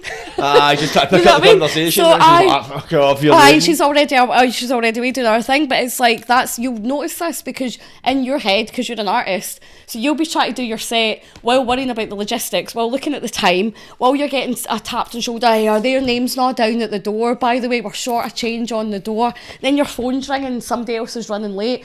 You know, it's like you'll see it, and it makes like, so this is why I was always quite happy I wasn't a performer, because I thought, wow, see, doing all that and then trying to be like, right, I'm good for my set, because it's 2 different hats that you wear. Do you know what I mean? Imagine. Promoter hat and then artist hat. I can imagine. I'm doing this gig with Sunday with a friend of mine, and he's more into the kind of business side of it, man. But that just means I go, you deal with this. Because I know.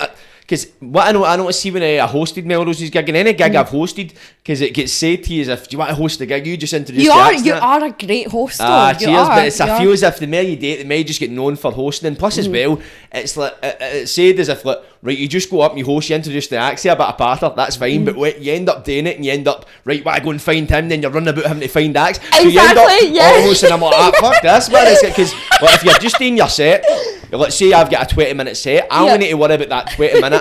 Okay, I go on, as soon as I'm off, night's done for me. You can just have a drink. If you're hosting it, it's for the minute the first act zone to the last act zone, you're there. You're having to be about, you're having to be on the ball and that kind of thing. And I was like, and plus as well, I just felt as if I had a lot more to offer as a performer, and I feel as if, see, being a host, I would just get seen as a host after a while. You know what I'm talking about? See, if you're like an extra, if you're an extra, like instead of an actor, you're an extra, you just get seen as an extra. I just feel as if I keep doing that, I'll take it away from my music, and I feel as if I've got a lot off my music. It doesn't get the attention I'd like it to get, but I feel as if I just keep pushing it, I'll eventually get that, man. Yeah, no, you do you, honestly, but see, that whole like host, see if it's like one of my gigs, stage managing, for example, it's like sometimes, as I say, I'm meerkatting at the door and I'm meerkatting away, but once you're like chasing people about the venue and stuff like that, but yeah, that's kind of part of my job. I think that's why I'm like a hummingbird in these situations. I just go and like zap them out as quick as I can, really. Do you know what I mean? It has to be done as well, man, because it's, as well as me being a host and that, I'm happy to help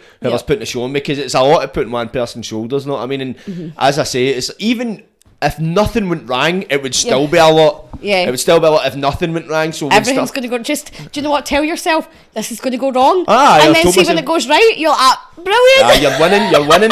See for your first gig to like the day, what have you learned since putting on your first gig about like hosting gigs and that kind of stuff? Always make sure that there is some sort of like paper trail, contracts, never exchange money before necessary. So one of the biggest things that I totally fucked up on was I got an American act over when I was really naive, and I decided to pay for their flights myself. I paid for a first class train ticket myself, so the flights and travel was like 1,800 plus their fee, so the gig came to about $5,000. But in my head I was like, this is going to work, this is all going to work. And so I had them coming to the Classic Grand, and I was like, this is great, you know, they've not played Glasgow in 15 years, this is going to be a big thing. And they had arranged with a promoter behind my back to go play London, so they went and done another show in London, got paid, and I paid for all the travel. So I tried to hit up the other promoter, and I was like, hey man, any way we can split the travel on this? And he just point blank said no.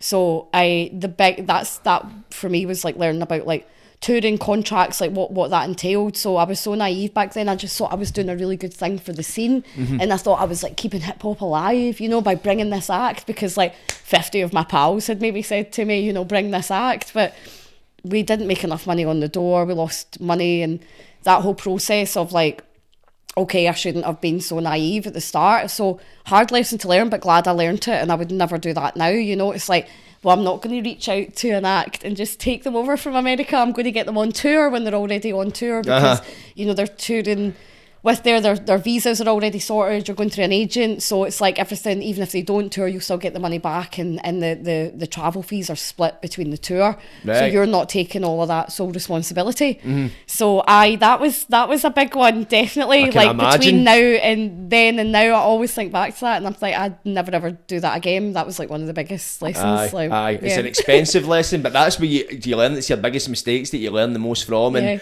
do you know what I done that night as well? I'm going to say, like, so after the gig, obviously, and I knew that we didn't make as much money, and I was like that to the artists and stuff, like, so obviously always made sure I paid my artists. That's how I ended up in debt all the time. I had yearly debt letter burnings. Used to burn on my debt letters, like, I was like crazy. So it was like I said to myself when I was leaving that gig, I was like, shit, I've actually lost so much money. I literally just put my hood up and ran away from the gig. I'm not even kidding. I was like to the artist, like, I'm away. Because I was like, you know, that way you go into shock and you're like, fuck, like, how am I going to live or eat or anything? Because for me it was all just, we're going to put this gig on, we're going to get the money back off the door, you know, it's great for the scene, because you put your own blinkers on sometimes. So now I think, is this a good idea? And I try and think of every option on how it can go wrong, and what goes right. And if it's like there's too many wrongs to right, I just don't do it now. It's better. That's selective. That's exactly. But you're better off that way, because that's what experience entails. And as you say, what can go wrong will go wrong.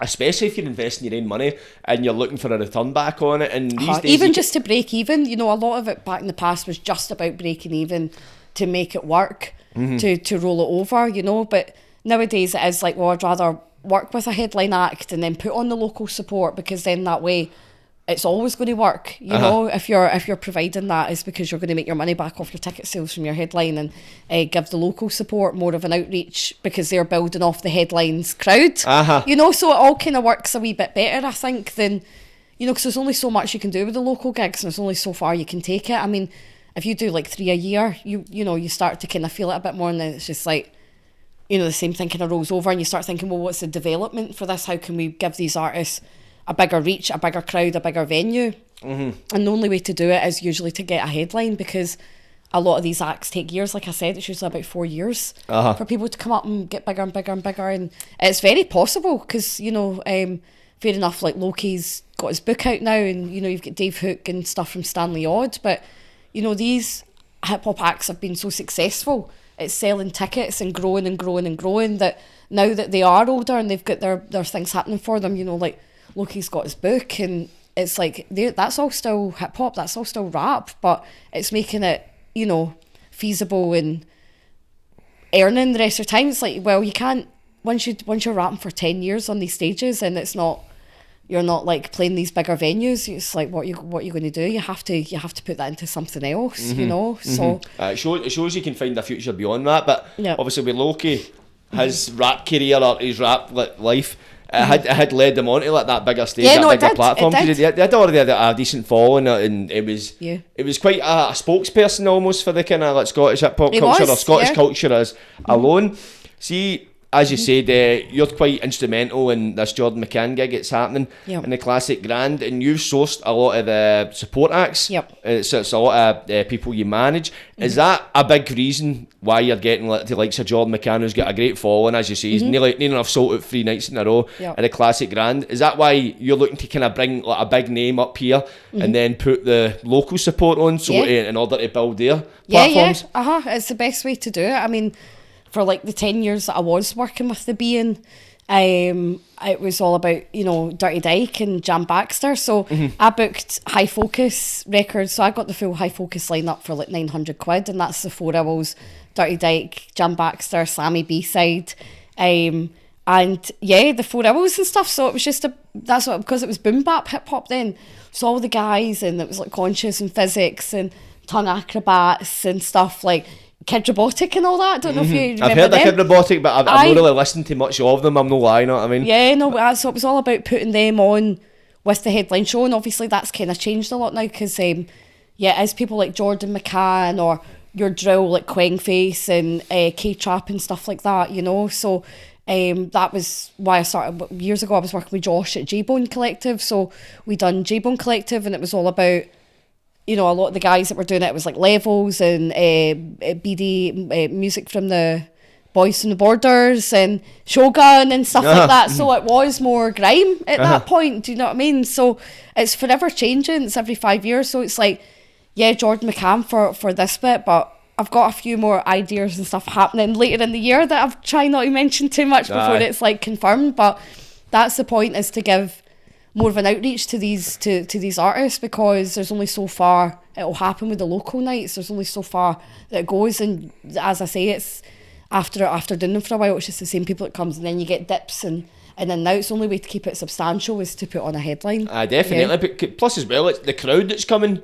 is a local crowd, because it's all not all Glaswegians, but it's all Scottish people. So as you say, if you put on these local acts, they might go, I've never listened to them before, because I've noticed that where there's a lot of people's music, and not just rap, like indie music and that kind of stuff. I've heard the recording it, I've maybe seen the video, no took to it. Then I've seen them live, and I've been like, I fucking love this. Love it, It's just, I don't know if it's the energy, or it's just seen something live. It's like, when you listen to a recording of a song, you can only hear it the one way. Whereas if you're seeing it live, there's an energy to it, it's an atmosphere, you're part of it, you're experiencing it, know what I mean? So I feel as if that could win a lot of people over. Yeah, no, it does. It's separate as well. So like a lot of that I'm finding now, a lot of the up and coming guys will rock up to a gig with their studios track on a USB, right? And it's just not the way to do it. It's like, have your instrumental with your ad-libs on it, and it has to be an MP3 format, like, you know, for the sound engine, for your DJ. So a lot of these kids, right, they're rocking up with their studio track on their pen drive, and then they're giving the pen drive straight to the sound engineer and going, oh, mate, it's track number 1, 2, 3. And I'm like, guys,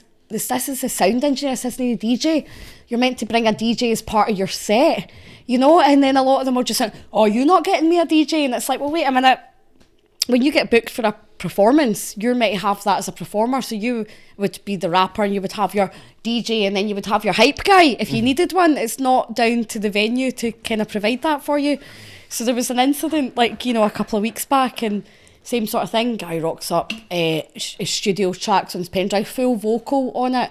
And see, when you're playing your kind of full vocal, you need to give the people who are buying tickets the instrumental track with the ad-lib, because then your vocal of you being a live performer is going to come through. You know what I mean? If you're rapping over your studio track and there's this weird echo in the background and you're just going over and over your tracks are played, it's just a weird sound and doesn't exactly show off your credibility as an artist. Because then you could just be a mime artist at any point. You know? Totally. You seen big artists in it? I remember seeing a video of Fredo, the live performance. I see Central C done it not long ago, but then he's got that calibre that he's able to now. Do you know what I mean? Suppose, and I feel that's how, see when I'm recording, I'll use myself as an example. So when I'm recording a track, I'll always make sure that I can do that track live without having to, because you see a lot of people, they'll do it and you can tell they've recorded it in parts, because when they go to do it live, they're blowing at their ass. I take that breath. They're stopping missing bits out, and I feel as if like a live experience should be an experience in its own right. There's people that probably wouldn't listen to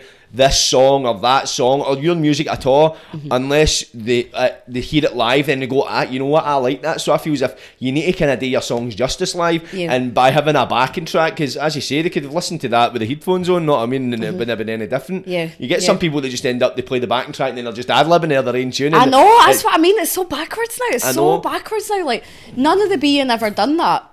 It was always beats. Like, this is why sometimes as people see me out at gigs and I get a wee bit drunk, I freestyle. I start freestyling. Growing up with those guys, literally you were 3-4 days in a house with them rapping consistently, backing tracks on, instrumental. Nobody was listening to their studio track in the house going, I listen to this, and like rapping along with it.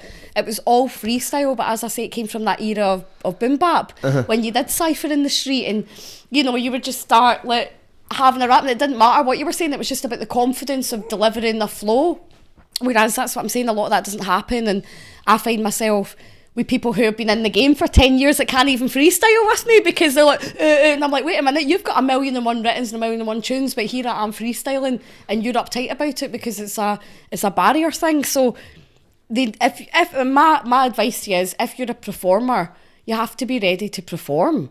You can't just sit behind your studio track and expect that to do it for you in a live sense. You can do that when it's all social media and video, but when you're on that stage, you're stripped back. You know, people want to see what you can do as a performer, and if you can't perform, then you need to maybe restructure what you're doing, I think. Totally, there's too many recording artists and not enough performing artists, I think, these days, and I think it's where a lot of stuff's online that, because a lot of people, they look to release music. That's why you get a lot of people wearing the mask, because they want to release music but they don't want to be behind it, be the person behind it. And it's these days especially, see, I noticed I'm a big sucker for lyricism, lyrics, but that seems to, it's more about flow these days. It's not what you're saying, it's how you're saying it. So I think the times are really moving, and I don't know, no offence to anybody that's making music these days, there's a lot of great people, but I feel it's easier to get by not being as near enough the quality of the artist was like 5-10 years ago and that kind of thing. You probably noticed it a lot more than me, you've been about it. It is, it's changed because obviously the influence from like America, the kind of wave, the promethazine wave as I call it, you know, everybody's like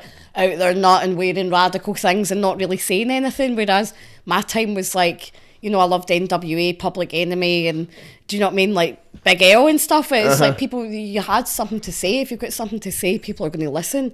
If you're not saying anything, you're portraying this kind of weird wave, then these kids that do idolise you, it's setting a bad example, I think, because you're kind of almost teaching them to become ignorant to what they're trying to portray in a way, you know? And then it loses its essence, it loses the substance, man, the music, and I think that's what it's all about. On the subject of great lyricists, I could be wrong, but as far as I'm aware, you were one of the first people to bring Dave to Glasgow. Is that right? So how did you pull that off? Tell me about this experience. So that was at the O2 ABC. That was, God, how long ago was that? That was like 2017 or something like that. So I had been working there for a while, and I always like used to pick up on trends, like.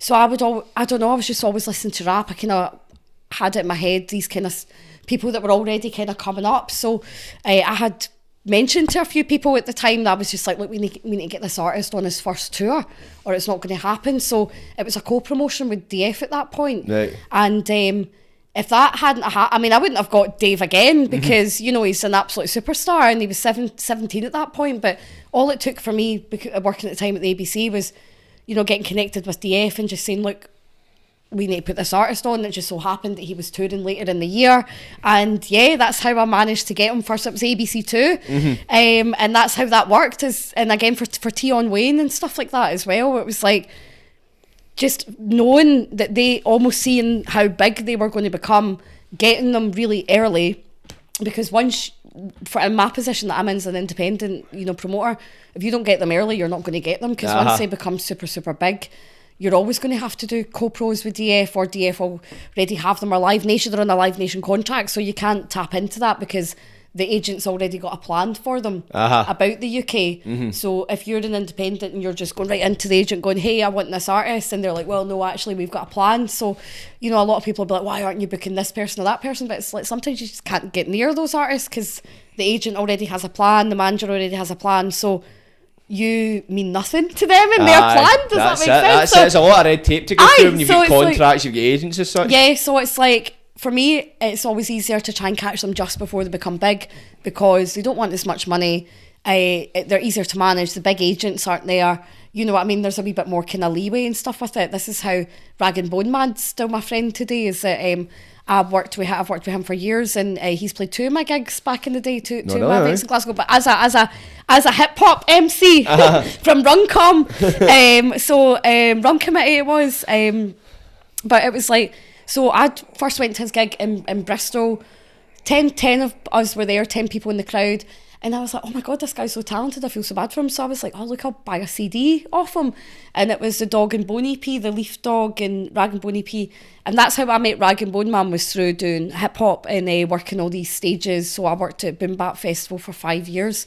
And it was always the same people that the guy I worked for, he kept booking the same people. So you got to know them really, really well. And that's how I got to know Rag and Bone Man. He came up, and then I had like Dabla and Illaman, who are also really good friends with Rory, and I had them up a couple of times. And then Rag and Bone Man obviously got signed in Columbia Publishing, and now he's this huge superstar. So it's like, you don't know where people are going to end up when you start kind of booking them. You know what I mean? You kind of don't, but there's no way I'm going to get near Rag and Bone Man now, or Tion Wayne now, or people like that now. So it's like, try to get them before they become big, Of course, that plays a part in bringing them to Glasgow as well, because it goes back to having that eye for the talent, because that probably would help bolster your claim as being a manager, because if you spotted these artists earlier on and they blew up, then that just shows you kind of know what you're talking about. Yeah. No, it is. I've got a formula. Oh, have you? I can tell within 7 seconds of a tune being played. Can you tell your formula? Is that a secret? Secret. Is it a secret formula? Yeah. Kind of like KFC? It is. No, I guess it's just from kind of noticing the patterns in it now, but right time, right place, and if we can work with them, then, do you know what I mean? I would have got M24 and Pounds as well, but that was like just before COVID, and I was just leaving. Like, there was stuff going on at J-Bone, and now it's like when I look at M24 and I look at Pounds, and they're like millions and millions of views, and it's just like sometimes you just miss those people, and then you won't get a chance of working with them again, because they just go Live Nation after a while. No, because if you were in that position, you would do the same, where the money calls, and Live Nation, they get the money, they can put up the money to say, listen, we'll give you X amount, whereas if you're independent freelancer, like O2, it's on a much smaller scale to Live Nation, so there's a lot less you can put up to get that. You can only put up so much to a degree, you know what I mean, before you end up fucking in debt to the banks and all that kind of shit, you know what I mean? I know. Well, it was same with like Bugsy Malone, AJ Tracy, like when they first came out, and I'd found them, and I was like that to Josh, like this is going to be huge, like we need to work with them. And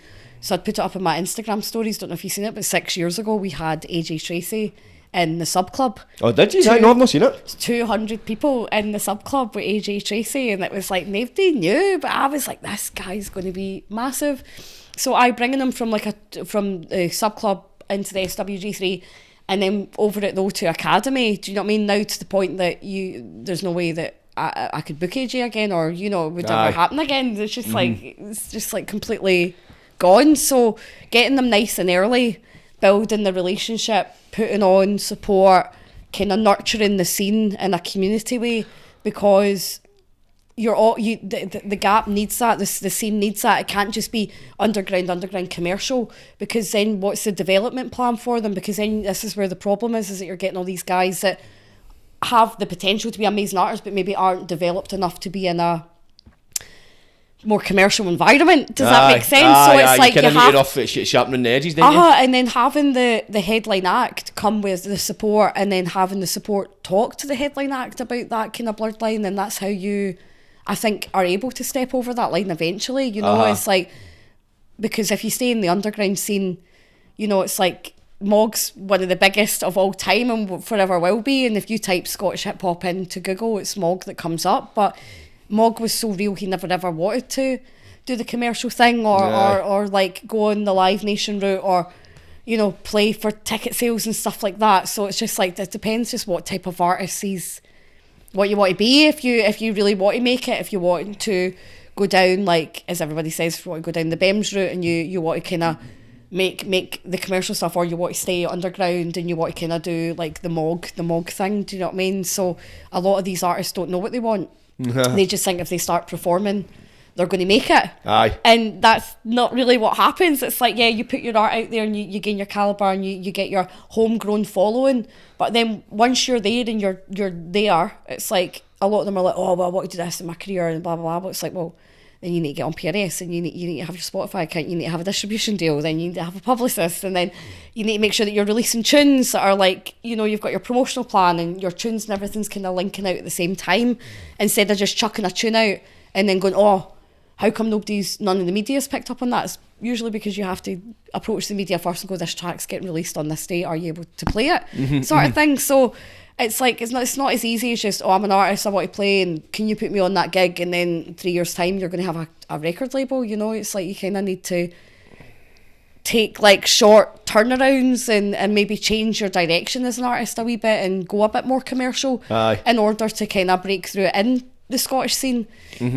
Or, you know, if you want to take your luck and just go to London and start trying to just make it up through the underground down there, because the underground scene's like bigger, banging, a lot more opportunities, whereas the underground scene up here, it's only so far you can go. It's like two-way traffic for me. That's the way it seems. I don't know if I've got the right opinion on that, but no, definitely it does seem like two-way traffic. You find that a lot of the underground artists in England today, there's a lot more opportunities and a lot bigger platforms. Like you see, you've got your GRN Daily and you get your Fire in the Booth and all that, where somebody that it might not be signed can get noticed, and then they go on these platforms and they explode.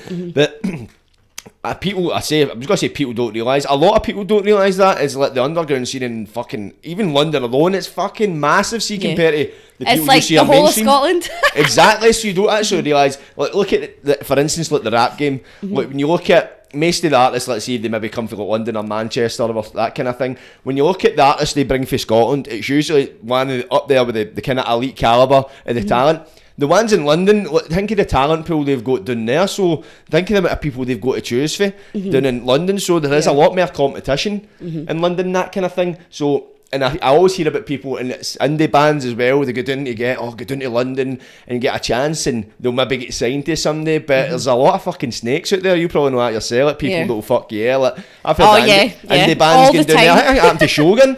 I think you go down and they get promised to sign this record deal, and then they record a cut of tunes and that, and before you know it, they're getting hit with a 15 grand bill and all that kind of stuff and left to their own devices. So it's about being smart. It's been smart, and that's thing, see, coming for an underground artist, you hear about all these stories of so-and-so, they were underground and that, then they get signed. You always think it's just a case of the right person hearing you, but as you say, there's actually a process to it, or there's a process to increasing your chances. There's the lucky ones that maybe skip it because someone that's in the right position will hear them and blah, blah, blah. But to just think, oh, I'm going to be this pure amazing Scottish artist, but just think that you can not sell tickets and charge for your show, but then not put out radio edits and perform your studio tracks live, and then 2 years later you're like, why is nobody noticing me? And it's like, well, it's because you keep doing things your own way, and there is like a certain process to it in Scotland, and I've always wanted to blur the lines and there not to be that such, like, you know, it's like development, whereas the development from people after this underground scene and this kind of like middle class music scene sort of thing. It's like it's trying to bridge the gap, innit? Yeah. Is there anything you talk about, like, obviously when you seen Dave, you seen Rag and Bone Man before they blew up, and you had that kind of eye for that, you've got your formula. Is there anybody you can see right now, that maybe in England and that, kind of Scotland and that's maybe on the verge of maybe blown up, or should or will be soon? Yeah, there's like 3 names in my head. Could you mention them now? Is that a secret? Yeah, because I might want to book them, bring them up. Oh, the eyes. You're right. Smart. I like it. Yeah, Need to think ahead. Well, this was the thing for the Jordan McCann gig, was that I actually had wanted to book him a couple of years ago. And it was through, we were going to do it at J-Bone with my friend Josh. And because Josh went down to London, he got another job, and then it was me and Andy Subs, we were going to do it. Because I kept saying to Subs, I was like, oh God, I'm a wee bit intimidated about this gig. I was like, I don't know if I can do this. And he was going to do it, and then it just never happened. I was like, do you know what? I think it's me. If nobody else is going to do it, I have to make this happen, like one way or another sort of thing. So, but Jordan's like great. He actually is amazing. Like he's so relatable and down to earth, and he's phoning all the time. So I guess sometimes it's the mirage of the social media. But then when you actually get to know somebody, you're like, do you know what? Like they're actually comes from the same place I am, which is like giving themselves a platform, wanting to put on kind of local acts. And obviously we were talking about this other week that might have all changed due to something that's happened, but that's where he's came from. He's came from the streets, and he's had a difficult life, and he's managed to commercialise himself. So it's a great example for a lot of these boys to be on support with him, because it's like he's went from that level and got into that level, and he's done it all himself. So to take advice from that as an aspiring artist, like what else? You can't get anything better than up close and personal advice that's in front of you off of somebody that's experienced it, and somebody definitely. that these people idolise. Somebody that's been there, and plus as well, he's fucking had some life. He's done fucking a fair amount of years in the jail, know what I mean? You listen to his tunes and he talks about he's not really put his full life behind him, that kind of stuff. He's still kind of involved to a degree, and he's still smashing it. And he just shows you he's I don't think he's getting any management, or he didn't have management for a good while. He might have management now, but he went for a good period independent. Yeah. See, is there any kind of artists you've had difficulty dealing with? See, you talk about Jordan McCann, there's a relatability where the two can kind of connect on even paths. Is there a few people you've ever dealt with you've not found that relatability, or you've not be able to get on the same level, or do you find often you can? Yeah, most of the artists have been amazing. Like there's nobody, so maybe there's been like a couple of points when you're at a festival doing artist liaison, and maybe they've not had stuff advanced to them and stuff, so they might be a bit like a bit troublesome, but I give them 10 minutes and they've all warmed up and they're all great and happy sort of thing. So there was one of the shows I was so it's like, I don't know, nobody that's refused to go on. I've never had anybody refuse to go on. Everybody's eventually went on. The divas are that, no? No, everybody's been good with me. And they wanting yellow M&Ms, fucking big bowl full, no brown ones. Everybody's been really good to me. But as I say, I'm not really conventional. I'm not the conventional, like, I'll just kind of go in and be myself. If they want to smoke, they can smoke. If they want to go do their thing, do their thing, So I just try and make sure that they're comfortable to do it. But I've been fortunate. It's mostly kind of like maybe tour managers and stuff that have been more aggy. Oh, right, so you'll get a tour manager and this isn't good, blah, blah, blah. But then the artist is it sounds great, it's great, thanks, and that. So sometimes you've got to use your own initiative to be like, right, where's the kind of blurred line? Obviously the tour manager wants more for the artist, but the artist seems to be good. So you've got to kind of balance it and make sure the tour manager's happy and the artist is happy. Because the tour manager's always going to relate to the artist. So you can't just go straight to the artist, even though the tour manager's, so you got to make sure the tour manager's happy as well. Do you know what I mean? You need to keep everybody pleased, because there's more than one person, more than the artist. You've got a lot of people behind them. If you piss off their own cunt, it can fuck it all up. Exactly. So even if it's not the artist that's annoyed, then there could be a communication or like a chain of command issue as well. So it is just making sure that they're all smiling and good. But no, touch wood, I've been really fortunate. But as I say, it's like I'm quite unconventional most of the time. Maybe that's what you like, know what I mean? Because I'm not seeing somebody that's a pen pusher, quote unquote. Yeah, know what I mean? I'm definitely not a pen pusher. With a clipboard and the specs and all that. Know what I mean? It's like, as you say, you're relatable and all that, right? You're a personality, so turn up my trackies and that's it. You're laid back, know what I mean? So they probably find that relatability and that kind of stuff, and that's what makes them kind of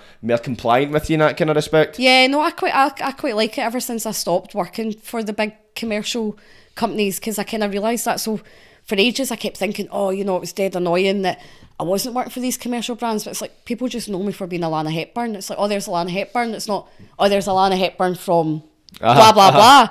And that's what kind of made me realise, actually, it's like becoming more of a brand myself, instead of it being like Alana Hepburn from this company. It's just like, I'm Alana Hepburn, this is what I can do, and if you hire me, I'm going to do a good job, no matter if it was artist liaison, promotion, do you know what I mean? Like event running or whatever, do you know what I mean? It would just rather like that's a kind of whole bracket for it sort of thing. So Let your credentials speak for themselves, innit? That's what your reputation is so important in this sense. Yeah, no, it is really important. And as I say, I have no fear working with people that I've had troubled backgrounds or stuff like that. That doesn't really faze it for me because that's like real and relatable. And as development, it's always like that's the biggest thing I always try and speak about is having a development plan for these artists to make sure that they're going from underground to commercial, or at least having an opportunity to kind of get there. So So just providing the kind of, or lifting the barriers as such that would stop them going off in the rain queue and that kind of things. Plus as well, you say you've been about 14 years in the industry. Yeah. You kind of, I'm sure, and you've worked with a lot of the big names that are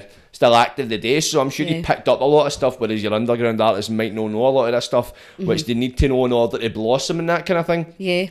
Well, speaking from when I'd started doing the underground scene, that's what I mean, there's been about 3 or 4 or 5 artists over that whole time that I've just got over the line and then something's happened and it's pulled them back. Do you know what I mean? So yeah, examples for like, you know, Shogun almost getting the contract and stuff like that, and I think he's popping off again this year as far as I know. I think he's going out to Australia and stuff. I seen him talking about that. Yeah, wishing him all the best of luck for that, because these boys have been so close, so close, and it does like upset me as being, you know, loving my rap and my hip hop and everything for years is like you see a lot of the bands going through and kind of making it and you think, wow, these artists, like we're not short of talent, it's just short of development and you know, ways to kind of like put them there, unless you've got the business ethic of BEMS that you can just smash through all those barriers no matter what. So I think a lot of people don't take that for granted, or they maybe don't understand, you know what I mean? So that's why it's like for me in management, like AJ, Melrose, like helping them develop their commercial side, but pushing them to release tracks and pushing them to develop a wee bit more and stuff, so that, you know, hopefully within the year's time that they are more commercial and we can do stuff like Wide Days and Resonate and, you know, like I forget what the Brighton thing's called now, Great Escape and stuff like that. Right. Do you know what I mean? Because these are seen as like industry type of events where you'll get industry type people that will open more of a door. They'll be like, oh well, we do this, you know, event down here, you should come and play that. And that was the whole point of pitch, really, was to make sure that there was a development plan in place for people to do these kind of networking events. So it's very separate, and I would say that, you know, even regards to 001s and, you know, God rest Trigger who passed away, but I mean, there's a great example of people who they just got like a major contract. Aye. Just got a major contract.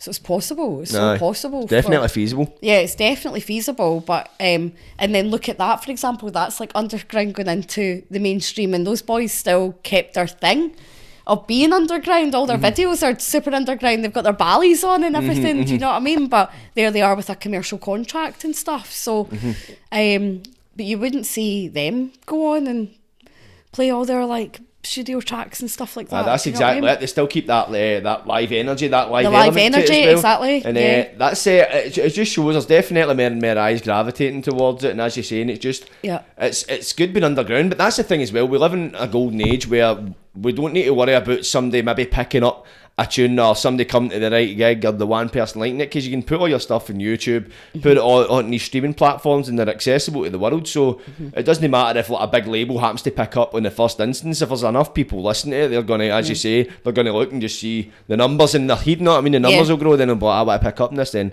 hopefully it does grow off the back of that. It was, do you remember this from like a long time ago? So this is why Scottish rappers always get penalised, but there was 2 Scottish rappers that put on American accents. Aye. Syllabus and Brains. And they got their major contract. And this has become a big stereotype for years, like over 10 years now. It's just like, oh, well, wait, you know, the kind of fake accent thing. It's like, God, how ashamed must those guys have been to have been born and raised in Scotland and then had to have faked an American accent and then publicly, nationwide, been kind of caught out for it, you know? I think that's why a lot of people always be like, oh, Scottish rap, you know? It's just like maybe seen as like, we need to get these serious people out there, you know, like your Shoguns and your BEMS, and, you know, kind of put that out there to be like, no, that it is pretty serious and we do have real talent here. And try and pull away from that stereotype of that image, man. People get long memories, man. Especially it was some story. I remember reading about it in the paper then. Yeah. But see, when I actually checked out, it was like, I think Vice. I might have been Vice, but I done like a 10-minute wee mini documentary on it. And see, when you actually heard their tunes, their actual tunes, like they done with the Scottish accent, they were actually fucking dynamite. They were just too far ahead of their time. You know what I mean? Because back then it wasn't, Scottish rap was so underground. Because it was like all-time high and stuff back then. The guy Dell passed away 2 years ago from that. But no, I know generationally the steps of, since, as I say, 1987 till present day, pretty much everybody that has done in the Scottish rap scene. Because that's what I'm saying. A lot of the up and comings will be like, oh, you know, this hasn't been done before, and you're like, well, actually, it has. It's just that nobody's kind of been able to do what these boys done, that's elbowing that, and get the major contract, except from 0001s who delivered that, and then sadly with Trigger passing away, I don't know what's happening with their contract now. You know, so it's a strange one. I've heard they've got a lot of stuff that's unreleased. I hope I can say that. No, I mean, I think too much away, but it's a fucking shame. Had the world at their feet, man, and something like that happened. It just shows you the tragedy of life, man. It is the tragedy of life, like, and I guess that's what you need to remember is this, like, for me, it's like hip hop changed my life, rap changed my life. It gave, you know, it was that ethos of building something from nothing. So putting gigs on with my gyro and, you know, just making it work, because it was just about something that took me out of the world that I was already in. Aye. You know, and it's like, I completely understand growing up without the stuff that maybe you would look at other people and you go, oh, you know, not got the family and not got the, that's how I felt. It was like, oh, I don't have a family and didn't really know where I came from and that sort of thing. So getting involved with hip hop gave me a purpose, and it made me feel like, you know, community and about making it work. So I hope that, you know, a lot of the younger guys that are doing it now, and even a lot of established people, like, that's the reason why they're doing it, is because, like, hip hop does, it gives them a sense to kind of go on and feel it and live like better. Do you know what I mean? It's like what you've been given at the start of life, you don't need to present later in life if you manage to battle through it. And the realest people have the best stories, I think. You know? Totally, man, totally. It's like anybody that's been through anything bad or tragic or hard, like, I feel has way more of a personality to them than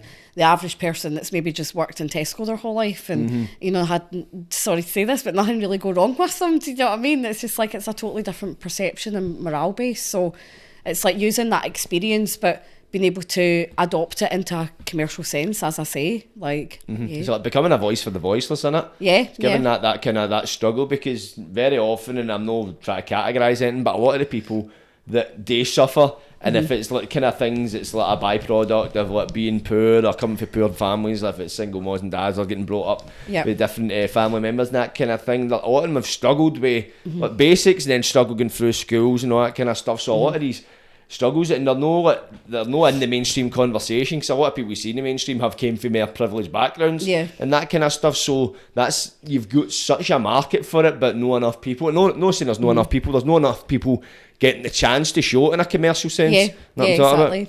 I like being known as the spanner in the works now. No, really? Is that what you're known as? I like being known as the spanner in the works. So just for a few things that I kind of work sort of thing, a lot of people would have a certain process to it. Do you know what I mean? But I like kind of going, why do we have that process? And why are we doing it that way? Should we not try it another way?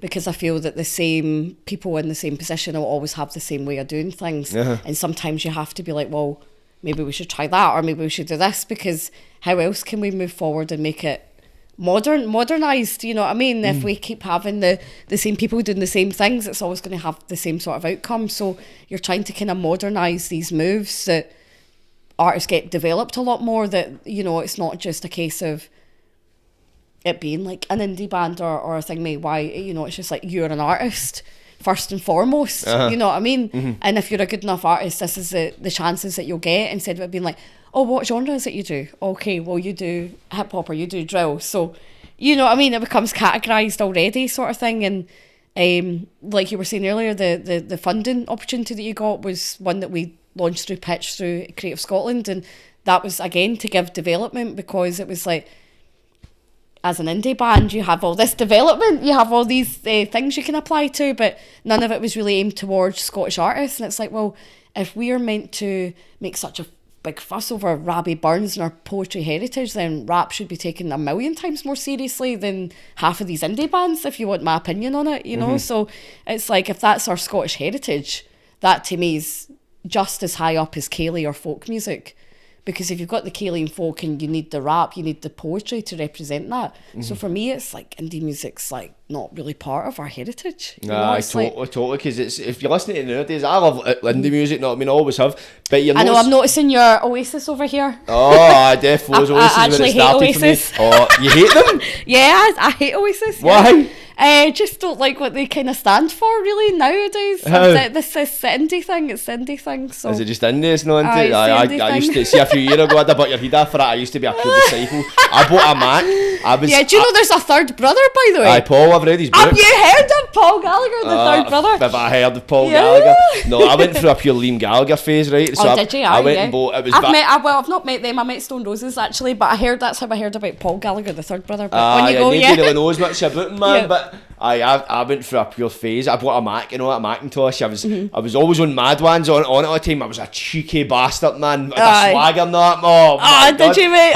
Did you have the hairdo as well? I didn't have the hairdo, no, but I was close to it. I don't like the sides and back growing out, man, so I couldn't have done it. I tried, I grew the top. I mean, I quite like your hair, your hair's nice. Thank you, I like it this way. I've grown out, I love Oasis, but I've grown out to try to emulate fucking them, not, I mean, I just do my own thing. I think that was it, maybe it was just the emulation for me. It's like, why we got all these struggling, like, you know, opinions of like difficult attitudes going on, like, we're all struggling on the same level here, do you know what I mean? So, again, the stereotyping thing and the level of class, obviously, like representing the working class, but it's like, you know, I understand, I come from a less than a working class background, you know, because my gran was always on a pension, so it was like less money than most. I always got hand-me-downs and stuff, but this perception of like middle class and lower class, it's like, see, there is no class. I'd like to think, in my perception, if we can get rid of the element of class, because it's the higher class that sets the demeanour of the lower class. Aye. But it's like all of us are on the same level. We all breathe air, we all bleed blood, and you know, when somebody goes like that, where you from? I usually say a vagina, because I'm not going to say I'm not from Gourock, I'm from a vagina, but I stay in Gourock. I don't represent the pavement that I was born on. I don't fight. Why should I represent the area of where I stay when I come from the same place that everybody else comes from? And that's the kind of level of class of what you're wearing, the perception of stereotyping through tracksuits, through where you stay, through how you talk, through the blah blah blah. And it's like, for me, I would just like to get rid of all of that. I think that if that wasn't there, then a lot of the development plan for people who have came from schemes wouldn't be such an issue, because there's no stereotypes in place. You know, and whether that's gender, religion, you know, background based, like, there's always going to be that stereotype there of class, so I'm up for getting rid of all of it. Aye, for sure, get it all to fuck. Get it all to fuck, you know, fuck the Tories. Especially Glasgow and that, man, it's like so much division, man, because you've got class, and you've got religion, and as you see with gender and that, people are fucking up in arms about it. People argue about the colour of milk these days, man. I say these days, it's always been a thing, it's just a new argument, man. I'm for that, live and let live and all, man. Yeah, I think acceptance, like, as I say, we all come from the same place, we're all going to the same place, so it's accepting somebody else's background and walk of life and comparing it to what you've been through, instead of just thinking to yourself, oh, you know, this isn't right, or it's a barrier and stuff. So, like I was saying to you earlier, I was like walking through Cessnock, and I had my socks on that I thought looked quite Rangersy and stuff, and it's just that morale of being like, oh my God, like, you can't even wear certain colours through a certain part in case somebody barters you for maybe being a football fan. That's like, I'm not even really a football fan. That, first and foremost, Cessnock's predominantly Rangers fans.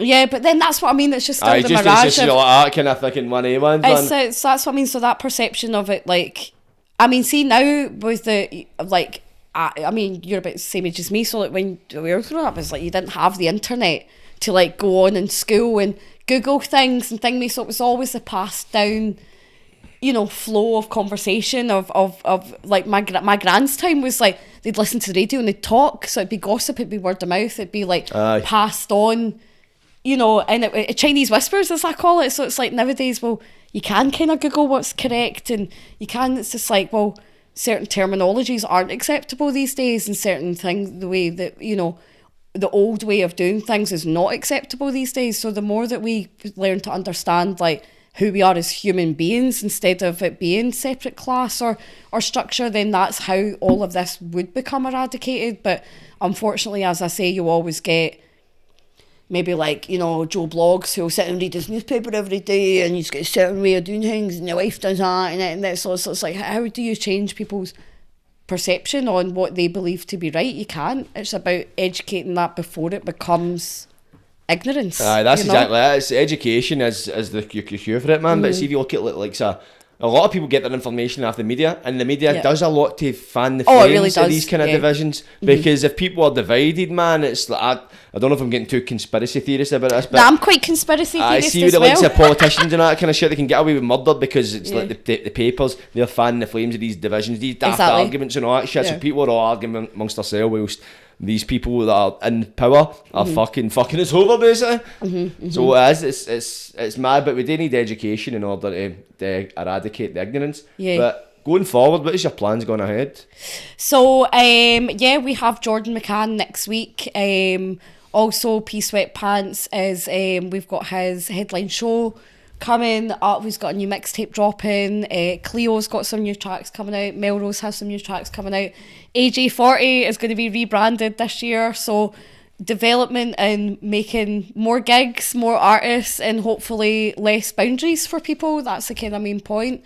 As I say, I'm the spanner in the works. So if there's ever a situation where artists are kind of finding it difficult to maybe kind of break into it and stuff, then, you know, it's like I like kind of going there and making sure maybe these things can kind of happen and it not be a block for them and stuff. So I guess my plan is to be bigger, better and braver this year than I was last year. It's bold. I like it, man. I like it. If you get anything else like in the future, you're like, I want to do this, if there's a certain artist you want to bring to Scotland? There's a few. More so I kind of want to just get more festival jobs going over the summer and just a bit more stability in sense of like the kind of management flow sort of thing. So maybe like having an office and stuff would be good, you know, because I just kind of work from home and stuff. So I call my office like in my home, but all I do is like get out of my bed and I'll put my laptop up there and I'm at, right, I'm in the office. So yeah, having more of a kind of like grounding base or coming from like a creative hub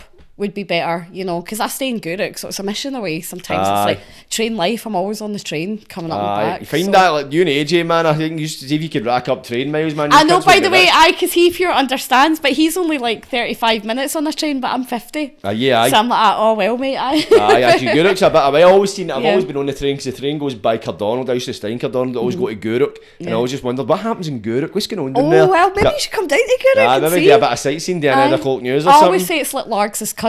Oh, is do you know what I mean? Because see how you go down Largs, you've got your Nardinis and then you've got your wee hangway. Gourock's kind of like you've got your Bluebird Cafe for your ice cream, and then you've got the bikers come through. So they go from Largs and then they'll bike up that way and then they come through Gourock. So I always say to people, if you're going to Largs, come to Gourock. It's like the cousin of Largs. Oh, is it? I might just try that. I'll wait till it's sunny. I don't think it's good. Well, we've got good views, good scenes. Nice. Have you got a beach? Rocky Beach, Lundy Bay. So what is that, a beach with no sand? It's got a little bit of sand, but what is Scottish sand? I mean, unless you're up at Skye. Skye is beautiful, isn't it? Like that's like another world. But no, it's that kind of dirty sand and with you've got round stones, broken balls, bucky bottles left from the weekend and that. That's full of broken bottles. You don't put it to a fucking solid towel then. So when all is said and done, I always ask everybody this. I like funny to know, what do you want your legacy to reflect?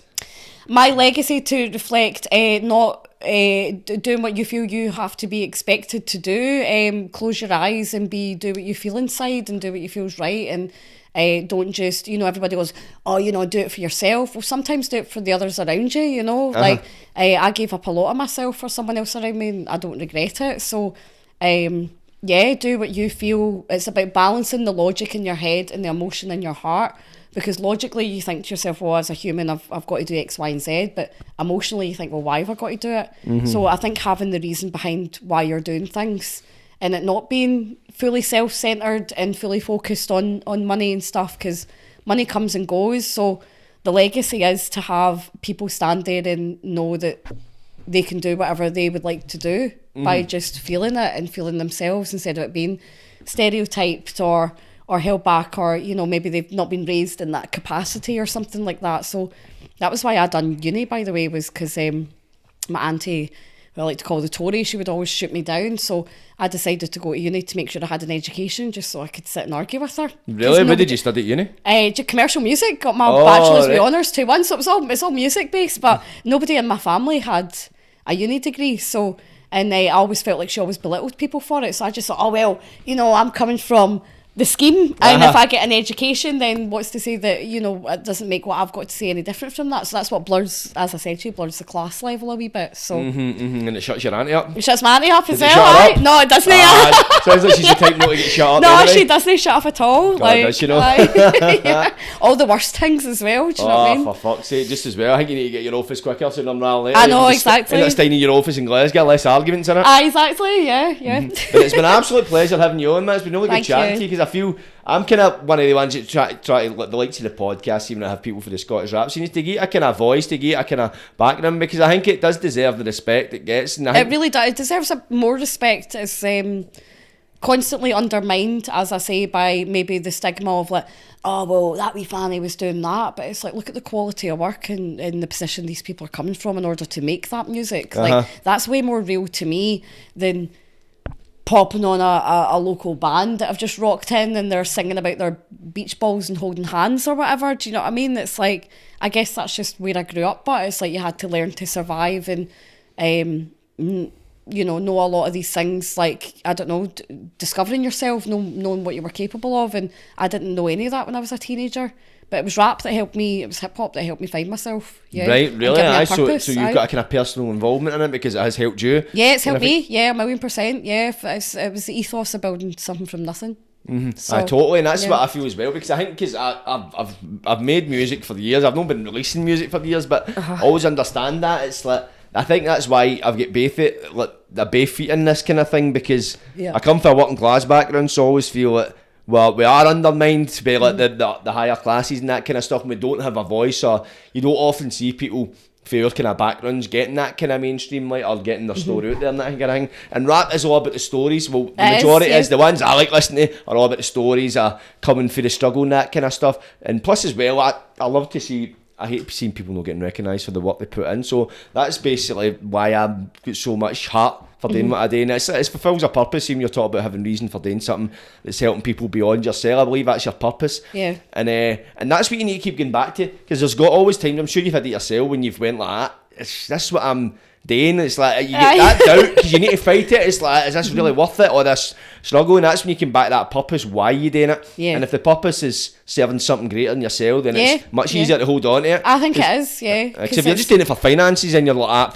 I can make money, it's an easier way to make money than doing this. Yeah. Definitely. But it's no fulfilling, and that's what we're all looking for, is fulfillment. Fulfillment, yeah. That's it. But it's been an absolute pleasure to have you on. Just before we finish, is there anything you want to promote to the camera, anywhere people can follow you, or if somebody wants to get in touch, or do you want people getting in touch, that kind of thing? Yeah, no, find me on Instagram, Alana_Hepburn, and Somatic Artists, and my email is alana_Hepburn@yahoo.co.uk. There it's but it. hit me up on Instagram more than emails. So.